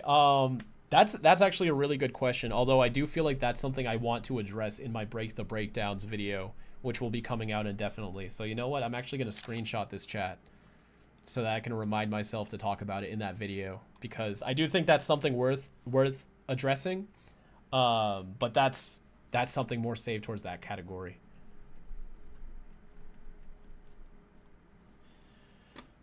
Hey, Bucko. How you doing? Not too bad. How you doing? Okay. Sorry, just getting going here. But saw you got a lot on your got a lot of questions. Got a lot of people in the stream this time. Yeah, so yeah. People love the Q&As. It's pretty neat. wanted to offer help. Why, thank you. Could. Let me. Are you able to turn up your volume a little bit for us? Yes. Sorry. Thank you. I got you maxed out on my end. Yeah, I'm a quiet lad today. Hello, hello. Hello, Is this hello. better? It is better. Can you hear me? Is Yes. that better? It's that better. Also, here's the link that shows you the... Oh, wait, hold on. I don't think it's going to do it for you. There's this thing that shows the Twitch and the YouTube chat at the same time. But I think this link just brings you to the program. Cool. So I'm not sure how to share what I'm seeing. Let's try it. Why is it code UK? That's the service. Okay. Yeah, no, it's not showing for me. That's all right. That's fine. I can I'll just keep track of the chat. Yeah, no, it's not showing. All right. So Mike did have this question before. He wanted to know if in the 5YL universe the Omnitrix changes with Ben as he ages, like you know, iterations like Ben 10K Yeah. and stuff. If that's something you can say yes or no to. Yeah, I will say yes, but I do want to emphasize that Ben does have a lot more control over it now. Whereas at least in the classic series, when it went from the prototype to the first Ben 10Ks, it seemed like it was like a growing evolution, and that still does. But it also seemed like that was just all natural. Like Ben didn't do anything to make that happen. Whereas now in 5YL, Ben has like more customization opportunities. Like you even see like when he switches to uniform mode, the Omnitrix transforms into a different layout. So it definitely can, but it's probably more influenced than just happening naturally. Are we going to see how Ben recruited the Orion squad? Ooh, that's a great question. Yes, but the medium in which we do that, I'm not sure. I have a video planned where I just want to lore dump a bunch of things that are like canon to 5YL, but we're never going to get a story chance to talk about. And one of them is every single Orion squad character's origins. But two of them are tied to the Dr. Logic story. So it depends on how I want to do that. Unless I just skip over those parts. Because I would love to do some type of like dramatic presentation for their origins. But for them, it might just come down to fun fact number 3. Lula did this. Now she's here. Yeah, I don't know. We got a couple options going forward too on that for the medium. Let's see. Do you think it is unethical to have ectoneurite DNA in the Omnitrix? Because I guess it traps all of them within a single strand. I mean, I guess it comes down to, did Azimuth know that would happen? I'm not gonna lie. I feel like even if he did, yeah, he would do it anyways. Like he's not as morally sound as we might think. So I mean, it could be, but if it was, it wouldn't stop Azimuth. I think this is more a question of aligning it with your morals. Do you think?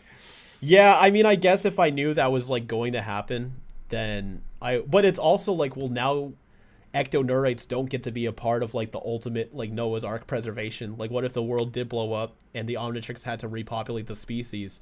Now would an ectoneurite? I would ask an ectoneurite if they're willingly trying to participate in being trapped in the Omnitrix. If they're willing to do it just for the sake of the ectoneurite DNA, I'd make it their choice. Got it. Ben Prone. I don't understand that, so I'm skipping it. What homeworlds would you like to explore in the future for and beyond? I know it's Ryan's show, but are there any in particular that you would like to see? I mean, personally, I'd love to see more non-Ben 10 worlds, because that was the original plan for And Beyond, and we ended up not doing that. So I think it would be neat to see like an And Beyond exploring a couple of other like very surprising worlds. Like I keep joking with Ryan about, I've been joking with him for years about this, about a Bikini Bottom And Beyond, but the more I think about it, like that would actually kind of be great. But in terms of Ben 10, I don't know, man. You should do Planet Sheen. Yeah, Planet Sheen And Beyond, right? Like, wouldn't that be... What about you? I want to see where the Nosdenians come from, and I was hoping that them and the Conductoids shared some kind of galaxy or solar system there. So maybe one day. You know me, electric stuff is my motivation. Well, looks like we got another super chat from super chat. And they say, Zaskir possessed a wild vine and got sampled that way. I like to think that no Nur aliens were originally scanned. I don't understand. I think that means, like, you know how the Andromeda 5 weren't in the Ultimatrix? Yeah. I think that he's saying, like, that's the same for the Inner. I can agree to that. Like, I have a question. Yeah. Are we retconning the whole Primus thing? I hate the Primus thing, but it's up to you. I just because We don't have to answer that now either. yeah, the short version would be no. I think just because of the fact that it exists, we should respect it. If anything, I would just want to come up with a way for us to like it better. Okay. Yeah. Let's see here. Would we make a video series about Nematrix predators for some of the Ben 10 aliens? That could be fun. Making I don't know, that seems like a drawing matrix thing though. Yeah. That could still be a fun drawing matrix thing. In fact, we could probably even have you like on a drawing matrix style video without having to draw anything, unless you wanted to, but like you can contribute to the idea. Ryan is giving me drawing lessons every Tuesday night now. There you go. I'm making an earnest effort. I got a Cintiq and everything, so I'm trying. So maybe. In one of the episodes of 5YL, I want you to draw a panel for me. I'm not going to touch it. It's going to be 100% your panel. I'm putting that on. Yeah? You. Yeah. Oh, boy. You have until whenever the episode comes out to get ready. No. Oh, no. No. Just a panel. It could be a close-up on Lula going, or something. I don't know. But you're drawing a panel. It's going to be loss. Yeah. You could draw loss for 5YL. Redraw loss. 5YL loss. It's awful. We can't say that.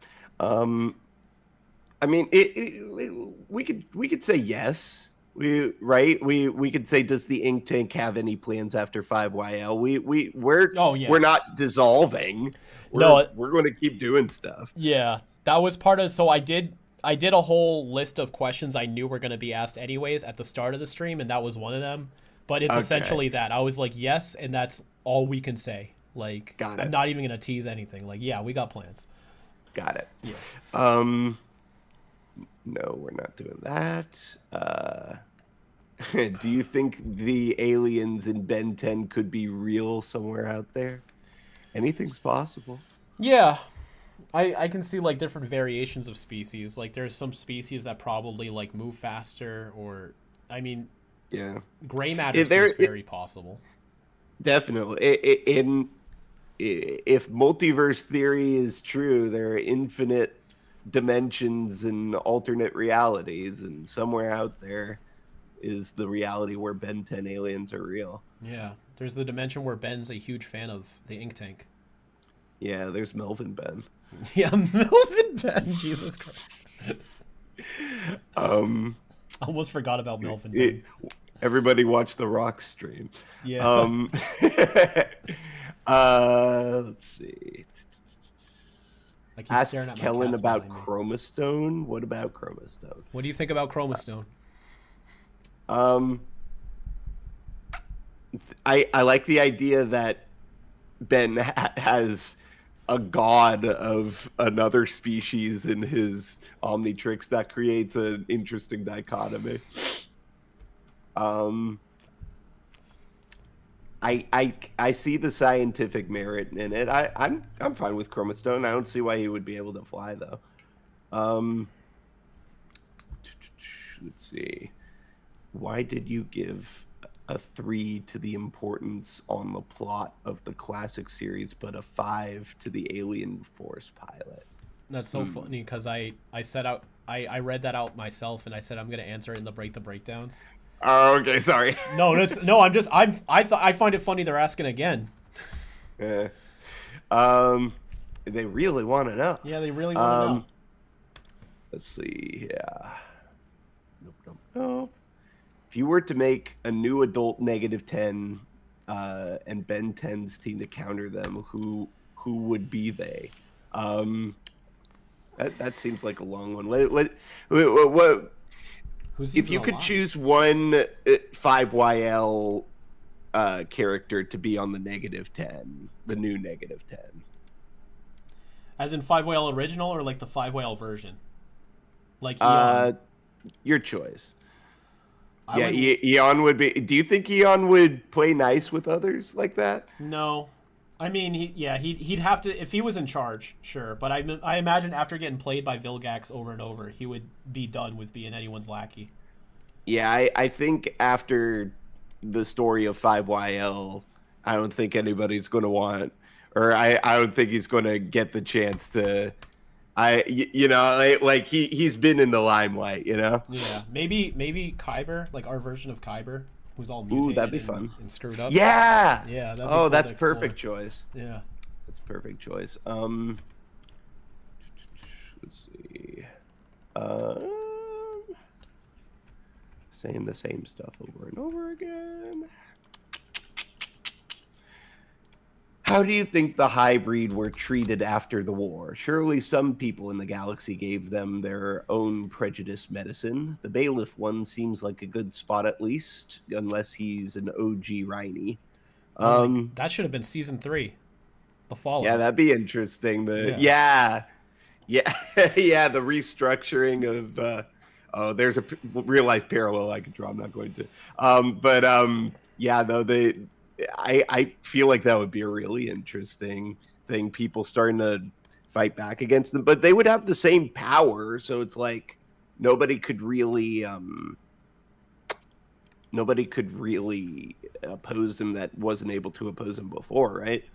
Yeah, I mean, unless they were able to get some attributes from the new DNA, like, well, even then, no, you're right, because I mean, they still have like the ships. That would make them more powerful. They have the teleporter. Yeah, I mean, they're stronger than ever, and they're receding in the war. So yeah, I feel like a whole thing would like be Rhiney's like position to try to give hybrids a better reputation in the galaxy, and then maybe there's hybrids that don't agree. They're just like, no, like we've been building for this for years, and you're just gonna say no, the plan's done, come home. Like then there'd be a hybrid civil war. That's a good point. Oh, that would be interesting, a hybrid civil war. I'm writing all this down, by the way. Yeah. Okay, let's see. Oh yeah, did you ever think about Sandbox, Shellhead, Snake Pit in 5YL? I'll say from an outsider perspective, Rob really, the ink tank was kind of putting it off because we wanted to do justice to all that, right? Mm-hmm. Yeah, they're not ones that just want to bust out. Yeah, so yeah, I think you wanted to give more thought to them. Yeah, I mean, I feel like maybe an idea we can tease a little bit is we were considering all of the new species in the brainstorm and beyond to be them at one point. Right. Like, we saw the parallels, but it pretty much comes down to what you said. We were like, well, that just kind of feels like we're just assigning thrown names. in. Yeah, it doesn't feel like we'd be actually like making justice for these characters. Like they've been around so long. People's expectations. It would come out of nowhere high. too. It's like, how does that fit in with and beyond? Really, you know. Mm-hmm. I like what we ended up on. Let's see. Ooh, I got a question for you that's sort of riffing off of a question here. So someone asked you who's your favorite character to voice, but I want to narrow that down to who's your favorite character you voiced for 5YL or and beyond. Ooh, okay, yeah, that's easier because. Yeah, I'm not gonna put you on the spot like that. But I will say I don't like answering that question for the stuff I've voiced for like in all my voiceover career, because I feel like if I pick one or more, it gives them like an up over the other ones, and that does the rest of them an injustice. So I don't like picking favorites in that respect. But for 5YL, it doesn't fucking matter. I really like doing Echo for the little bit, because I said this before, I bought a MIDI controller to make sure that the auto tune was the right the specific way that Echo has it in the show. So just having that whole thing together. I liked Portaler. I like that you trusted me with that. I was really surprised, honestly, but you were like, yeah, I really liked what you did for Manta Bolt, and I'm like, okay, I can alter it a little bit, maybe make them different enough. But then Animo was really fun too. I don't know. I have never thought about it before. I could tell you my favorite for years. Go for it. It would be Caladrin. Just because that, I mean, you with Portaler and Animo and everyone, like, you've definitely had like so many different ways to portray them in the scenes. But Caladrin was the first time you doing something for me that I've been able to hear you voice something and really act, because it was just one long monologue. So you had to put a lot of like levels of emotion and telling, because you're trying to keep people's interest, like entertain them at the same time as voicing this character. So I felt like with Caladrin's monologue, you really made me feel something. And that was the first time I've heard you like perform with such deep acting for one of our projects. The other ones before, it's Ben being an alien. He's cool. But that was like, damn, wow, Kellen's so good. Thank you. Yeah. Oh, that's right. Yeah. That's very sweet. That was really good. Yeah, he was fun. I was just thinking about 5YL stuff. I wasn't thinking about Ambion. Yeah, no, Ambion kind of counts. I guess, yeah, if we're counting Sornitha. Yeah. Yeah. I'd say of those three, probably those are the ones that come to mind. Mm-hmm. How did we get Paul Eiding on 5YL? I can answer that. Mm-hmm. I texted him. He and I are part of the same appearance agency, Celebworks. We do cons together sometimes, and I've known him for a while anyway, because I'm also part of the Transformers fandom and go to a lot of bot cons and TF cons and stuff. So we knew each other already from in passing and VO stuff. There are a few ways we knew each other, and I asked him if he would be down for this, and he's like, yes, always. I miss Max. So I was very grateful he said yes to it. Yeah. And it was great too, because he did guest star in a couple of different fan projects beforehand, which were great. Like, he was in some of Stan's videos, he was in a Xander Flicks video, but with us, it was very special because we did it like in a session. Like, we had to sit down and like do a whole scene. He had a ton of lines, so it was a little bit more intimate of a commitment than usual, and I was very happy that he was willing to go that far. Like, this is and Buck Wild too. He was like, I'm not just Max. Like, that was a real treat too, having him as Buck Wild. He got a kick out of being able to voice one more new alien, I'm sure. Oh, you're wearing your little Tokyo glasses. Yeah, I was wearing them at the start, but my head started hurting. Whenever I wear glasses and headphones at the same time, it gives me headaches. But it's been long enough, I'm putting them back on. There's there are certain headphones where you can put the arms over the cushions. Mm-hmm. Those are the ones I use. I like mine. Audi's Maxwell's, if you ever want to consider wireless ones. I've always been hesitant just because you have to keep either charging them or doing batteries. But the more I think about it, that's not that big of a deal. Audi, these will last me like 3 days without a charge, and you can just leave them on the charge overnight. I barely notice it. Yeah, I might test these out, because these ones I've had right here, I've had them for years, and the wear and tear is starting to show. It might be time. Yeah. You might have to buy new shoes. Oh no! I'm never gonna buy new shoes, Kellen. Did you not buy new shoes after rainwater started to get? Wait, it was rainwater that. Was it rainwater or the dog shit? It was both of them. It was rain. I fell in a bunch of rainwater, then I stepped in dog shit, then I got home. Buy new shoes! I fell through a hole in the snow. That's like, I'm not buying new shoes. They're dead. Stop wearing corpses. They work, they fit. There are holes in them. The hole has been breached. The hole has been breached. My birthday's coming up in 2 months. I might treat myself to some new shoes. We'll see.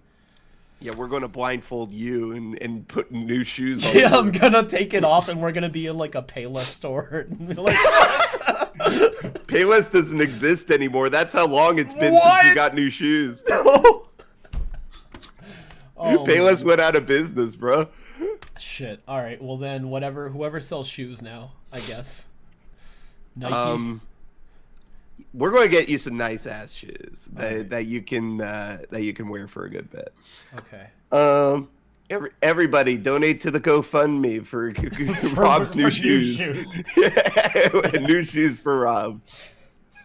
Hello, everybody. My name is Kellen, and our friend Rob has been stricken by something horrible. He stepped in just about everything you can imagine twice. Yeah. And then he did it by accident. The first time was for fun. Yeah. Why does Kellen sound like Ghostface? What's Ghostface? Like the rapper? Okay. Like Ghostface Killer? Ghostface. I'll take it. Let's see.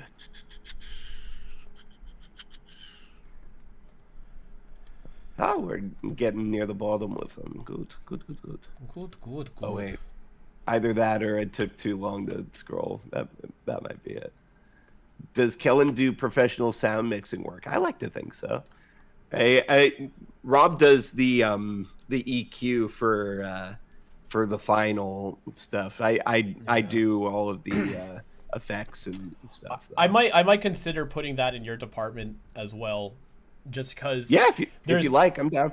There's some episodes where like it takes me days to EQ it, and depending on the opportunity or time of day, I'll either be doing it in my headphones or doing it with speakers, and I'm trying to like watch the meter to like make sure like between the two. But sometimes I feel like I can tell, like I'll be watching an episode and it'll feel like some things are EQ'd differently. I'll be like, I can tell, like I was doing this scene when I was wearing headphones, I was doing this scene when I was using speakers, and like it's not noticeable, but I can notice, and it pisses me off. So I think you might be too close to the case there. I think you might be thinking on it a bit too hard. A little bit. So, like sometimes I'll be like, I I'm wish down. this explosion was louder, or I wish this music was quieter, and I didn't notice at the time. Well, we always go back and see stuff that we would have done different. That's just creative stuff in general. Like there's like if I watch an episode I've been in of whatever, I'd be like, I wish I had done this with it. But at the time, you can only do what you think of, right? That's true. And that's good enough. Hey, Kuro, are you going to make another 39 facts about 5YL video? Yeah, in fact, that kind of ties into what I was teasing a little bit earlier, is making another 5YL info dump video. It's technically already scripted, because every time I think of a fun fact, I write it down in this list. And now I got this list of like over 100 facts. And again, it's just going back and forth. Do I just straight up make this another fact video? Like, here's 109 facts about 5YL. Or like, do I try to give it a bit of pizzazz or something? So it's just, if it comes down to it, and it's like towards the end of the year and we're ready to drop the episodes, and it'll just be easier to make a facts video, then it's just gonna be a facts video. But I would ideally like to make something better. You could, if it's that many facts, you could have the whole tank in there and we each do 20 and just switch between us. Yeah, that would be neat. That would be really neat. Maybe we can film that, I don't know, whenever we're all together again. Yeah. December, you say? Yeah, so the episodes at the latest are going to come out in December. Ideally sooner, but I mean, like, you know how it is. But it's just like they have to come out in 2025. There's no way another year's going by. By December 31st, 2025, I can guarantee you 5YL episodes 12, 13, and 14 and Beyond the movie will be out. We have to. We're going to do it. But maybe... This guy really likes Chromastone. Sorry. Chromastone! I did that for Ryan. Oh. Yeah. You got to shout it out for him. Yep. That's his voice. That's what he sounds like. Did you play a soundbite right there? That was straight out of yeah, straight out the show. That's him getting killed. Imagine if that's what he sounded like the first time, and everybody's like, I hate it. Never turn into him again. Yeah. Man, if I was Ben, I would, the first time I turned into aliens, I would pretend they'd have a weird quirk just to mess with people. Like, I would turn into Swampfire or something, and then I would just be like, oh, Swampfire talks like this! Yeah, but he doesn't actually. No, I would just be doing that myself, just to make you think that the alien did, and he's making me sound like this. I would grill you until you told the truth. Just like, no, he doesn't. He's just no, keeping he it up doesn't. for years. Then one of these days I like break my leg or something as him. I'm like, oh fuck, and you're like, ha! There is no way that your DNA invokes you to speak like Paul, or what's his name, Ed Wynn. There is no way. There is no way that a whole alien race sounds like Ed Wynn. You don't know that. This is the universe. Oh, look at Bruce and Mochi sleeping. Oh yeah, they're sleeping. They're getting almost so much cuddling. rest so that they can wake me up in the morning. They just love waking me up at 3 or 4 a.m. They can't get enough of it. She turned over when you looked around. Hi, Bing Bong. Little Bing Bong. Yeah. Is the Inspector 13 rewrite for the Azimuth brain arc still a possibility? I have no idea what that means. Oh, so I just had this idea where, like, what if in the Albedo arc, instead of Albedo teaming up with Kyber, he teamed up with Inspector 13? I just felt like that made so much more sense and would have been more interesting. And I thought about doing a rewrite video around it, like the -10. But, I mean, you know, all of the context of all the stuff we got going on, it's kind of like, do I really want to do this? So Scratch his chin. Yeah. For now, no. It's just it would require, you know, if I was going to go on a hiatus but then dedicate myself to this project, it would kind of be counterproductive. Like, I want to make sure I'm staying on track and doing what I need to do. Scratch his chin. Did you see my question, Kuro? That's from Tegan. No, I don't think we did. I'm sorry. I don't read shit. Readings for nerds and cool people, and I'm neither. Some type of dork-mungus? Human, some type of being, eukaryotic being with a brain. Yeah. I think my little guy there might be prokaryotic. This little guy floating all Looks around like here. it, right? Oh. Yeah. At this point in 5YL, will we see any more aliens not in the Powerhouse playlist? Oh, man. I mean, if you were, do you want me to ruin it right now for you? I don't think they do. Yeah, I think mean, they think they want that, but they don't. I don't think you want the answer to that. I think you're gonna want to watch the episode and see. Yeah. Oh my God, Spectrum. That's a big one. They want to know what the -10 would look like in every single series, but oh my God, that's get the charts out. Yeah. Let's see. With the evil Bens in 5YL, were there any plans for some good Bens like 23 to pop up in any point in development? No, it felt like it would have led the story somewhere else. I like to think of 5YL as like we're following 4 different narratives: Ben, Danny's, Vlad's, and Eon's. And, you know, if I introduce like an alternate Ben as a main character who's like contributing to the story, that would be another branch, and it wouldn't lead to anything significant, or I would have to write the story to make significant, and now we got so many things to follow, so it would be a lot. Yeah, contributing, huh? Right. I mean, I did show Ben 23 and Ben 23,000 as a cameo in one episode, but that was more of just so quick ink tank lore dump a couple years ago in I forgot, either on a stream or a server. Someone asked me, where's Ben 23 in 5YL? And I said he was dead, just as a joke, you know, because I just say shit like that all the time. But for some reason, that one people took so seriously. They were like, I can't believe Kuro killed off Ben 23 in 5YL. And it was like a thing for like years. I was like, this is still going? Like, I was kidding. So when I was working on that chapter, I showed him just to be like, look, he's alive and he becomes Ben 23,000. He's fine. Like, it's okay. I was just making fun of you for pronouncing it contributing. Contributing? What is it? What is it? Contributing. Contributing? It's the same thing. Yeah. No. Okay. Contribution. Tomato. I'll give you. Why do you dislike Primus, Kellen? I just always like the idea of because DNA is small enough that even 1,000,000 pieces could fit in a watch if you did it right. I just always dislike the idea that there's a whole planet and the Omnitrix is just a transceiver for it.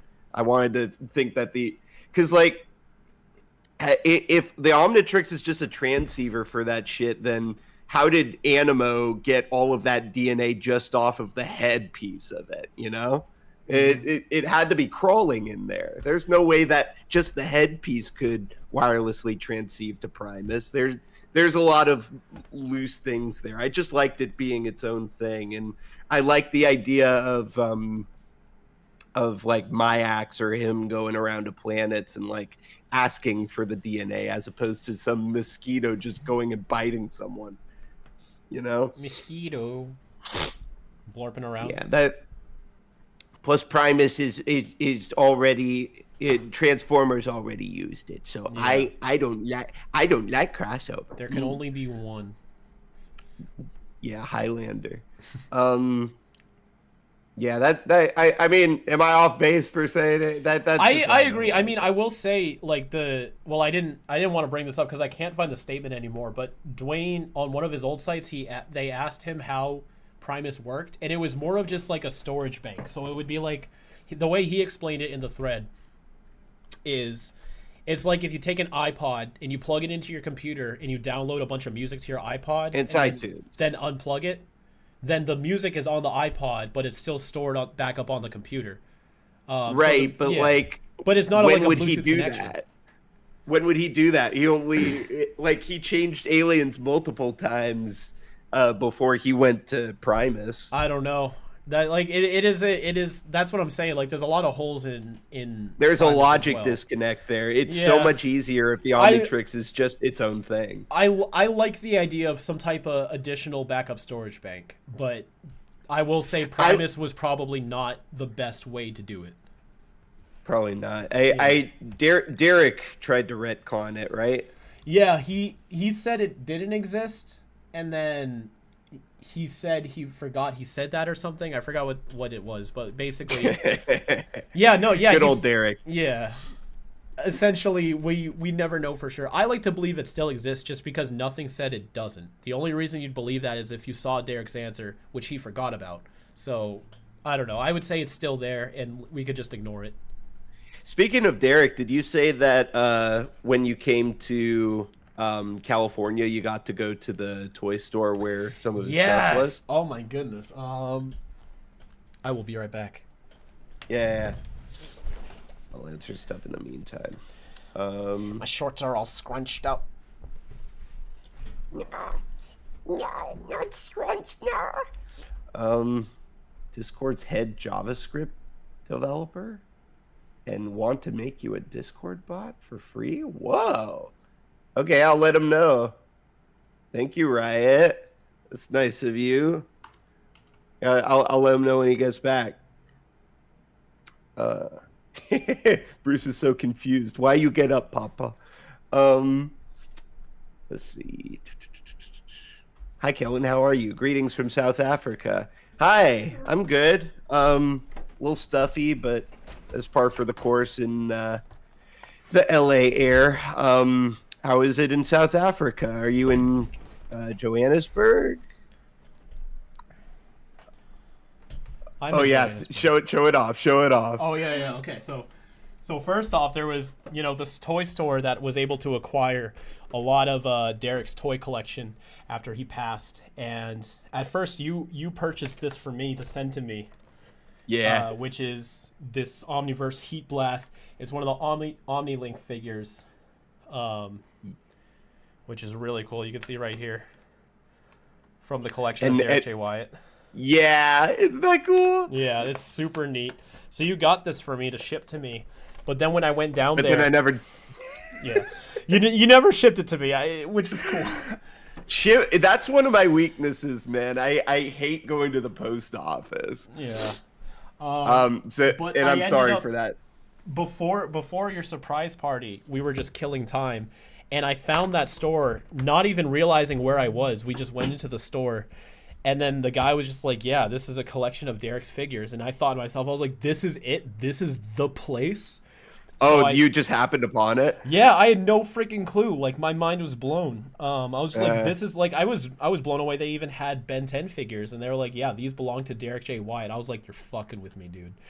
And then it's funny because the guy who was working there, he was just like, do you remember that website with like the Ben 10 fusion DNA thing? Every time I ask people about this, they never remember. And I'm like, my dude, you have no idea who you're asking this to.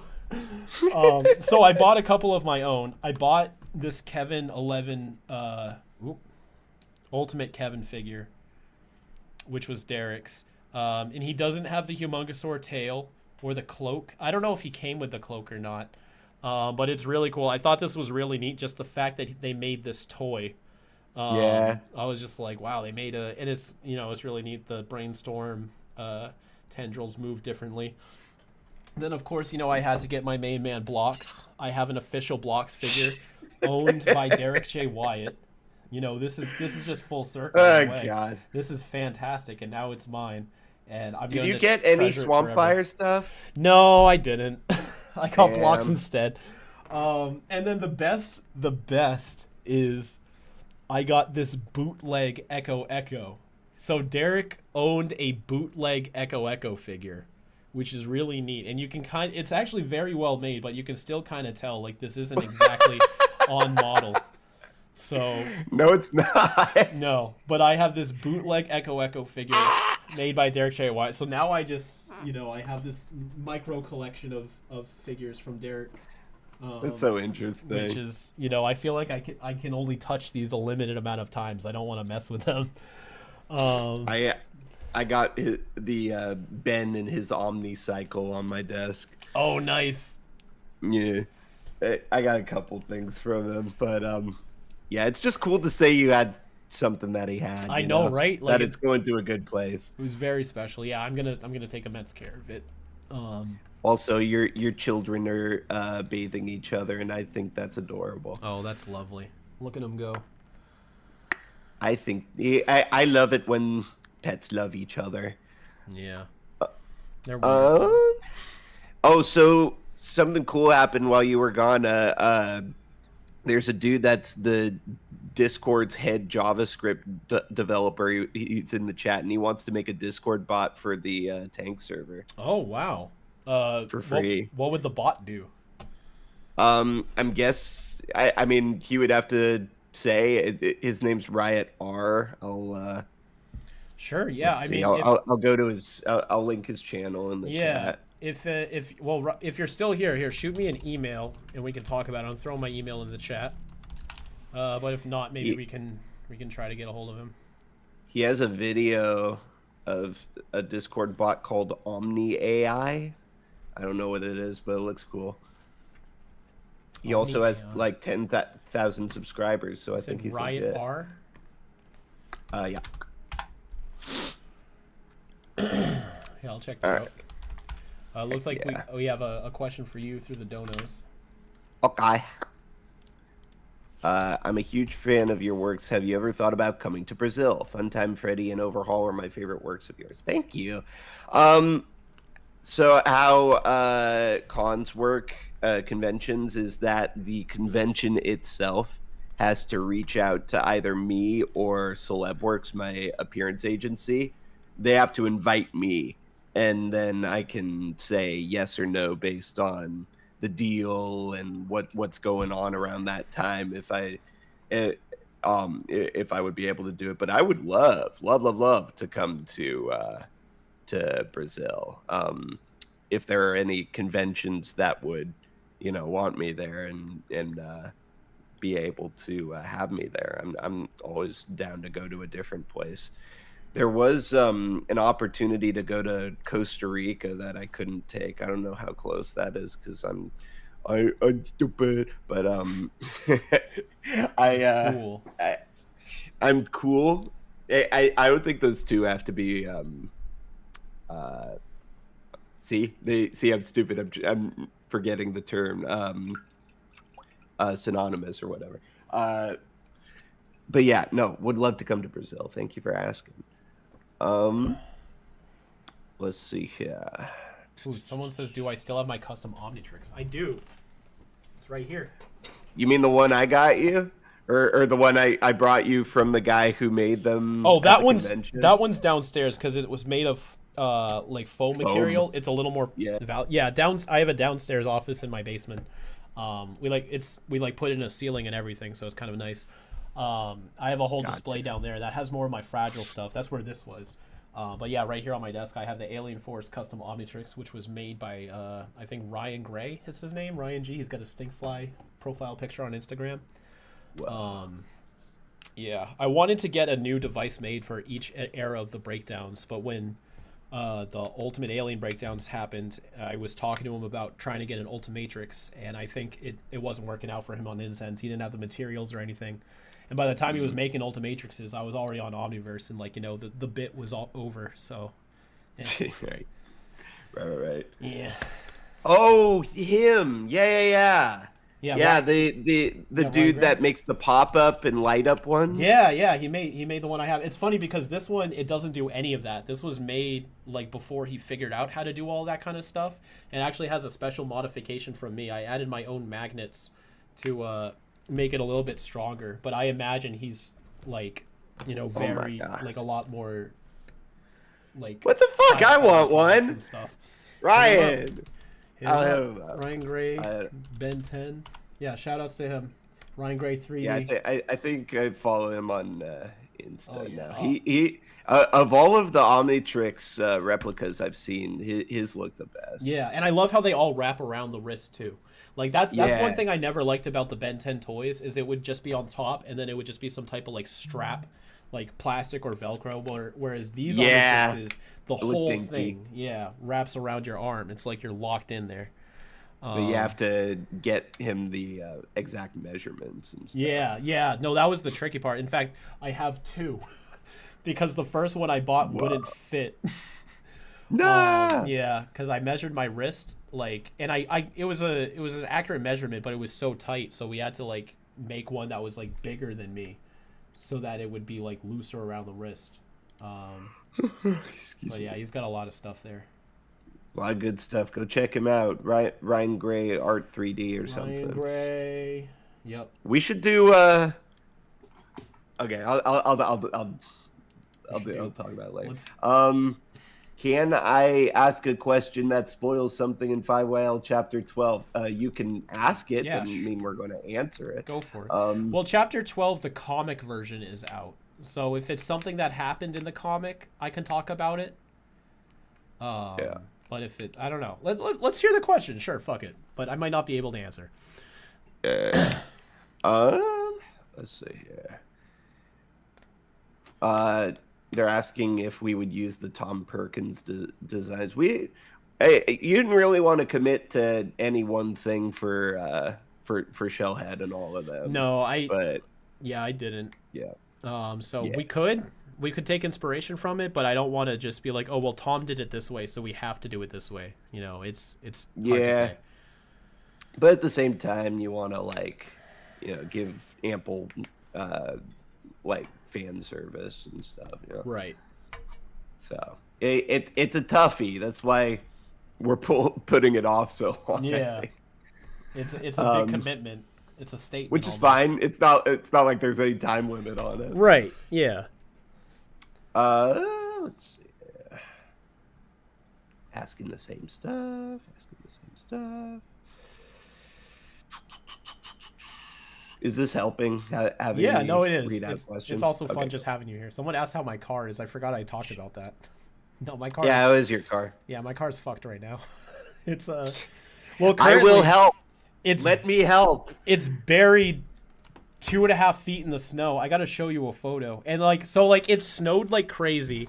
Then, the street plow comes and buries it. And because it's broken, I didn't care enough to unbury it. Then it snowed again, so doubled up and the street plow comes again, so it's double stacked. Then it rained, which compresses the snow, but it's still cold, so now it's literal ice. It's encased in a giant freaking barrier of ice. Like I can't even. Your car's the last airbender. Yeah, it's stuck, dude. It's not coming out. Long ago, yeah. We found a car in an iceberg, a car named Aang. Yeah. But even so, it's not even running, so there's no point in unburying it. This is where I live now, For now. in this office. Forever. Kellen, how would you do? Forever. Yeah. Yeah, you're snowed in. Didn't you say your whole mailbox was like buried or something? Oh yeah, I Or am have not gotten mail. misremembering? The mailman's definitely dodging me, and I don't blame him. I'm not gonna make him come get it. Levi asks how I would do Ultimate Echo's voice. I mean, that was in 5YL, wasn't it? Yeah. Episode 2, when you say one more should do it. Yeah. Yeah. It just sounds like these, and I put the same kind of buzzy effect on it. Mm-hmm. I try my best to get them 1-to-1 with the with the cartoon, and if I can't do it, then just something that sounds. I like when we go our own direction sometimes too. Like with Sobolov is way big. He didn't exactly emulate any of them, but it still fits because he's got like that big powerful voice. I didn't give it the omniverse effect because I thought that would take away from the gravitas. Right. So I just did. Here's an audio editing tip for anybody who wants to have a quick, dirty way to make something sound more bassy and present. Take a copy of the audio clip that you want to make more bassy, make it its own thing, and then EQ it so that it's only the bass. There's a preset for it in Adobe Audition, but so it's only the bass, and it'll sound like the line, but only the bass parts will be like. It'll sound like that, and then layer the two on top of each other and make sure that the bass is quiet enough to not overpower it, and you'll have a little bit more presence to it. You know, I've thought about doing it that way, but I wasn't sure if it would work. But hearing you say it, it's like, okay, yeah, that works. Yeah. It absolutely works. It's just a matter of finding a good balance, and I also I modulate the amplitude of it throughout because there's some words that have like a bunch of bass and some that have none, so I have to sort of like equalize it out. And then the worst part is when it has P's, because the P pops are so much louder than any of the rest of it, so you have to like bring that all the way down. So it's a bit of manual work there too to make it sound good, but yeah, it's a good way to a good quick dirty way if you don't want to get into actual EQing and all that. Let's see. How do you think the Celestial Sapiens view Ben Prime? Delinquent. I think they're aware of his presence enough to like be on their radar, but they probably, they can see the future. If there was anything they had to do about him, they would have by now. So I imagine they're just like, it's fine. Yeah, they all point at him and say, "Stoop kid's afraid to leave his stoop. Stoop kid's afraid to." We got a super chat. Is Ben worthy enough to lift Mjolnir? I'm gonna say no. Probably not. Yeah. But who in the Ben 10 series would be? Maybe Eunice? Yeah. Eunice could. That's a really good answer, actually. I'm just thinking about who is the purest, untaintedest characters. Right. Well, it's hard to say because when you think about Thor himself as a character, I don't think it's like a meter of like good to bad. It's like a meter of their purity to the as their values. Yeah, exactly. So maybe I'm not saying I think he is, like I believe this, but I think it would be wild if Kevin was. Like somehow interesting. Yeah, I think it would be very interesting if Kevin was. But I don't necessarily believe it. It's hard to say. Max? Yeah. Maybe. Yeah, maybe Max, or maybe he's got too many too much Who baggage is worthy? weighing him down. I feel like Max is a tragic character who's only the good guy he is in present day because he's been through so much shit. You don't come out of the plumber life unscathed. Max is a coping. Yeah, bro's seen some shit. Yeah. Bro's seen some shit, bro. Like, bro fights like otherworldly creatures. Right. You don't, but Thor does too. So maybe Max. Yeah. Let's see.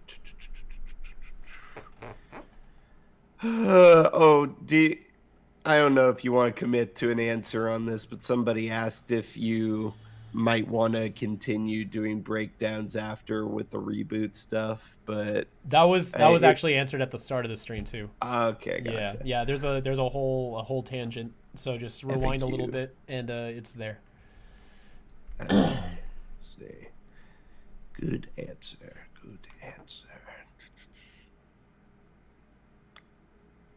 Speaking of cons, how was your experience at Nostalgia Con? It was fun. Ryan came. We got to hang out for a bit. Ryan O.R. Ash, our resident creature maker. And that was I love seeing the fans and everything, but I always love to see my boy. That was a big part of it for me. Speaking of which, he just messaged me. Sorry. This motherfucker. He's like, "You ready for drawing today?" Yeah, that's exactly what he asked. Last week, I had a migraine, so I was like, if I look at a screen for one more second, I'm going to blow my brains out. He's you like, need that's some of these glasses, these blue light glasses. I had the glasses on. It was just I don't know what was happening that day. My allergies were getting to me or something. My brain just wanted to. I was having a brain blast, and my skull couldn't take it. You know. I wonder if Jimmy ever gets migraines. Yeah, he says brain blast, and then all of a sudden he has a hot white flash, and then he's in the hospital. He's like, "What happened?" You know what I never Jimmy, thought it's of been actually? 4 months. Bro, if bro's head is that big, so much bigger than his body, and his brain is that big, I wonder how his posture is going to be in 10 years even. Oh yeah, it's gonna be, unless he's going to have to wear something. A back brace or something. He's probably got he's got some type of neutron device under his shirt that's articulating his spine. Yeah, he's a cyborg. He has a hydraulic spine or whatever. Yeah, he probably would. All right, I'm gonna say let's get 3 more questions. Okay. Well, let's make them good ones then. Yeah.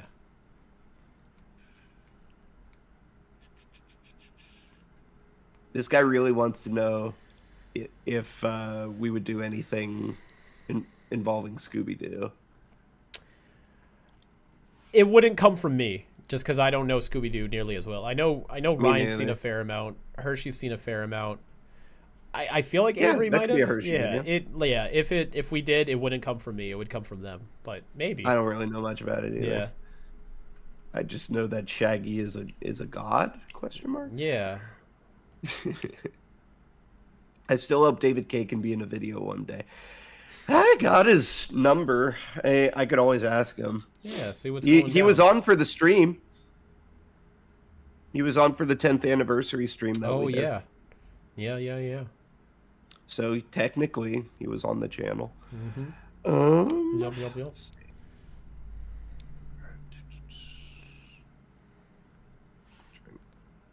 I'm scrolling through it too. Oh, we didn't ignore your super chat, Ryan. Thank you for offering that. Oh man, am I that far back? Oh man, maybe. I just saw another super chat pop up by Zaku C. All right, love from Art. Thank you guys. Thanks to you, I started liking the fact that I learned English during my childhood. Love from Argentina. Wow. Hey, that's awesome. Glad you're putting it to good use here. I wonder how much of our nonsense translates to other languages, like Jimmy Neutron stuff. Yeah. And stuff.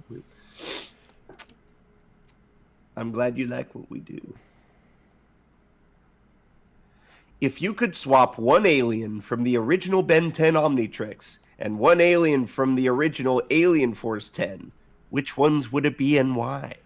Ooh. That's tough. I don't know. I feel like they're all my balanced. mind goes immediately to giving a 10-year-old alien. Yeah, why not? To see what would happen. Let's just see what goes. I wonder if he'd be able to convince Belgas and Serena of anything. Yeah. I don't know. I feel like both playlists are so well balanced. I wouldn't. Like I just wouldn't even do it. You know, like if I have to, maybe I can come up with something. Like I don't know. We kind of saw that with Alien Force, so it's. Yeah. I guess it's more of a question of original Ben, which Alien Force alien. Yeah, maybe. I don't know. Humongosaur and Forearms could be fun. Swapping them. Two straight. I mean, the reboot did that. The reboot We gave them saw- both at the same time, and Wrath, which was wild. Yeah, not much diversity there. That's all. No, you're gonna have Wrath, Humongosaur, and Forearms in a limited 10 playlist. Like, But okay. it was for little kids. They liked strong. I guess so. aliens, That's why they had to get give why them the they did robot suits, though. it. Yeah, I do like that. Of all the stuff in the Ben 10 thing, I like that the Omnitrix can give them like specialized suits that amplify their powers. That's a cool feature. Yeah, I don't know. I just wouldn't swap them. I just don't think it's worth it. I think they're both the Alien Force and the Classic 10 are very well balanced. I think they need to remain as is. Here's an interesting one. What is your favorite retcon? Well, my mind goes so my mind goes to the Plumbers, because I think them being a giant intergalactic police force gave Ben 10 so much to work with in terms of story and lore. But I also really love them being like an underground, like Black Ops sort of, like working under the nose of the government or something and just existing on Earth. So like, it's definitely a retcon and a big change, but I think it was worth it. Yeah. I like. There was one that Derek did that I really liked. Was it in the show or like a statement? I think it was in the show. I like that they changed the names of the spooky aliens. Oh yeah, no, I mean that was in the show. Yeah, I'm not sure if that was a retcon or more of just like Ben, because Ben never says the names of those aliens in the show. So maybe like, except for Blitzwolf or Benwolf, like he did rename him in the show. We saw that. But Snarrow and Frankenstrike, I think we can assume was just their names, and we just didn't have that information till Omniverse. I'll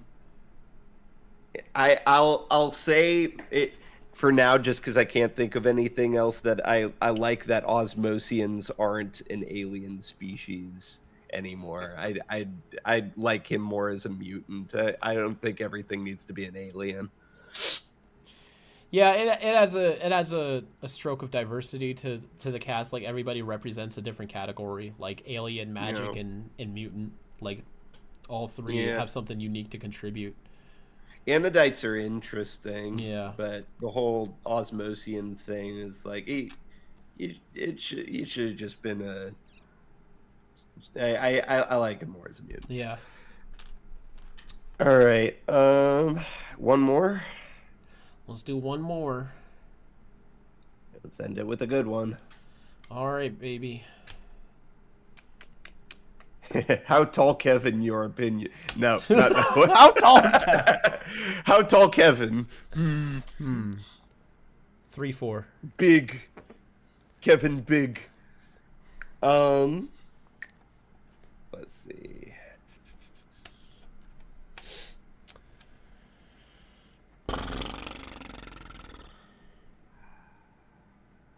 It's tough, right? It is to pick The final question. A showstopper. Yeah. Well, let's do this super chat one. Hi, Rob. How are you and Kellen doing today? and can't wait for the rest of 5YL. I think that's a good one to end Yeah. it on. How are we doing today? How are you doing today? I'm good. I just I went to Texas for like a day to watch a friend's play. I haven't done that in a while. Going like flying in and flying out in the same day, and that takes a bit of a toll on my body. I was gonna say, like, because that's at least like kinda- what, 5-hour flight, 4 or 5 hours. To Texas, that's like 3. It's 5 from coast to coast usually, but it depends on the wind too.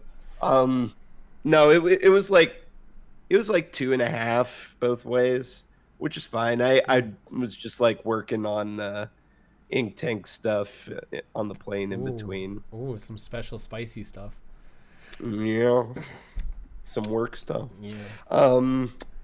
How are you? I'm good. I've been nosediving straight into 5YL. In fact, my goal by the end of this week is to have 2 completed scenes. Teasing a little bit of what you might be able to see from Patreon and YouTube membership content, I will say that the final episodes 13 and 14 are broken up into 10 scenes, and currently I'm almost done 2 of them. So if you want to see what that's like and what those scenes are and the progress on that, you can join there. But that's giving you a little window into where we're at right now. There's a new super chat. We should probably answer it. Alrighty, let's do it. How you guys feeling about the new jacket? What new Ooh. jacket? There's Oh yeah, that thing's cool. It is cool. I think that the little silver button, the Omnitrix button on the collar is really cool. I thought that was neat. Yeah. If Yeah, I didn't I already signed up have for one, it. I would probably buy it. But I have my Ben 10 jacket from like years ago, and now it's signed by Yuri, Tara, and Duncan. So I signed up for the contest. I did? Yeah. Maybe Hey, I will. just Maybe I will the- too. I feel like Yeah, if why I not? won, I would just give it away. Yeah. Yeah, make That it. would It's, be this even this better. jacket has been through 2 waves of contests. First, I earned it. Now I'm gonna give it away to you. Oh, we should probably say what jacket. What's the people that Oh, do it's it? not Dynamite. That's the comic people. Shit, what was it? Let me look. It up. It was Ben 10 jacket. My friend Zeno tagged me in it on on Twitter on Mr. the Alan day. Albright. Yeah. He was nice. like, dude. I'm like, yeah. Damn, I can't even find the link. I swear we talked about this in the. Yeah, it was all over. What the heck? All right, Well, I accompanying think Google has been overrun by AI. There is a Tom Holland Ben 10 2021 jacket, and it's Of an AI. course. It's an image Of course. That's, Jesus. no, Yeah, he never wore it. Why can't I find it? Ben 10 Here, alien let me go back jacket. through my Twitter notifications. I'll find it. Daily curfew? Is this what the chat's saying? Yes, it was Daily Curve. Why is that not one of the first results? All right, well, here's I the, think, here's the it's link in the new. chat. Yeah, okay. So, yeah, they're making a Ben 10 jacket. It looks pretty dope. I'm not a huge fan of the... Oh, their website has music. I don't know how to turn it off. Oh, there we go. I don't know how Kill it. I feel about the Omnitrix logos in the inside. Like, it's not that big of a deal, but I also feel like it's a little bit much. You can't see it while you're wearing it. No, it feels a bit too gimmicky to me. Like, Yeah. it's less a it's less bit immersive. gauche. Yeah, like I feel like for me at least, the appeal of these kind of jackets is to sort of like immerse yourself as that character and be like, "Ooh, I'm Ben 10." But then you got like this Omnitrix pattern inside, and it's just like, okay, so I'm wearing Ben 10 merch. I'm not Ben 10.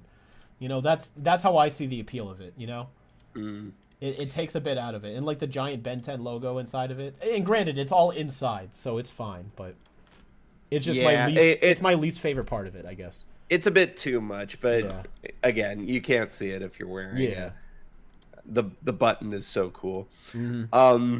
Okay, here's one more just because it's really cool. Okay. Just one more. Okay. Will we ever get physical copies of the 5YL comic? Ooh. Like a print run? In a traditional sense, no. I feel like there's way too many legal hoops to jump through to try to get it like published and bought offline.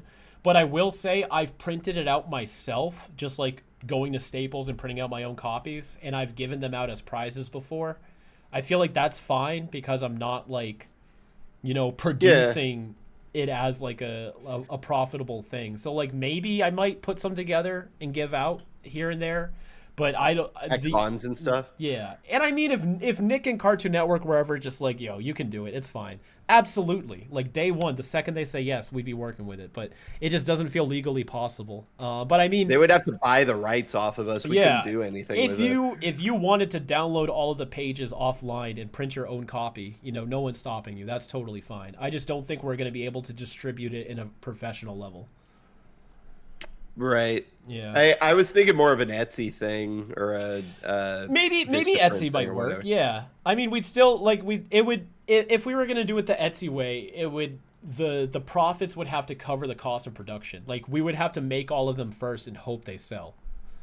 Yeah. Yeah. The most important meal of the day, serving it up Etsy way. Dude. Okay. Awesome. Can I say one cool thing real quick that was just announced? Yeah. I am going to be going to FanX Salt Lake, which is a big convention, and I can finally say that. So I hope to see some of you there. I'm going to be posting a new con graphic today of all the places, but yeah, that's like one of the big ones for this year, so I'm really excited about that. Awesome. All right, thank you. Good stuff. Thank you for coming on board and talking. Sure, man. Anytime. Absolutely, and thank you all for tuning in. I hope you all enjoyed the stream for today, and updates will be coming as they come out on our social medias or on our support with Patreon or YouTube memberships. But until then, I hope you all have a fantastic rest of your week, and as always, keep it fizzy.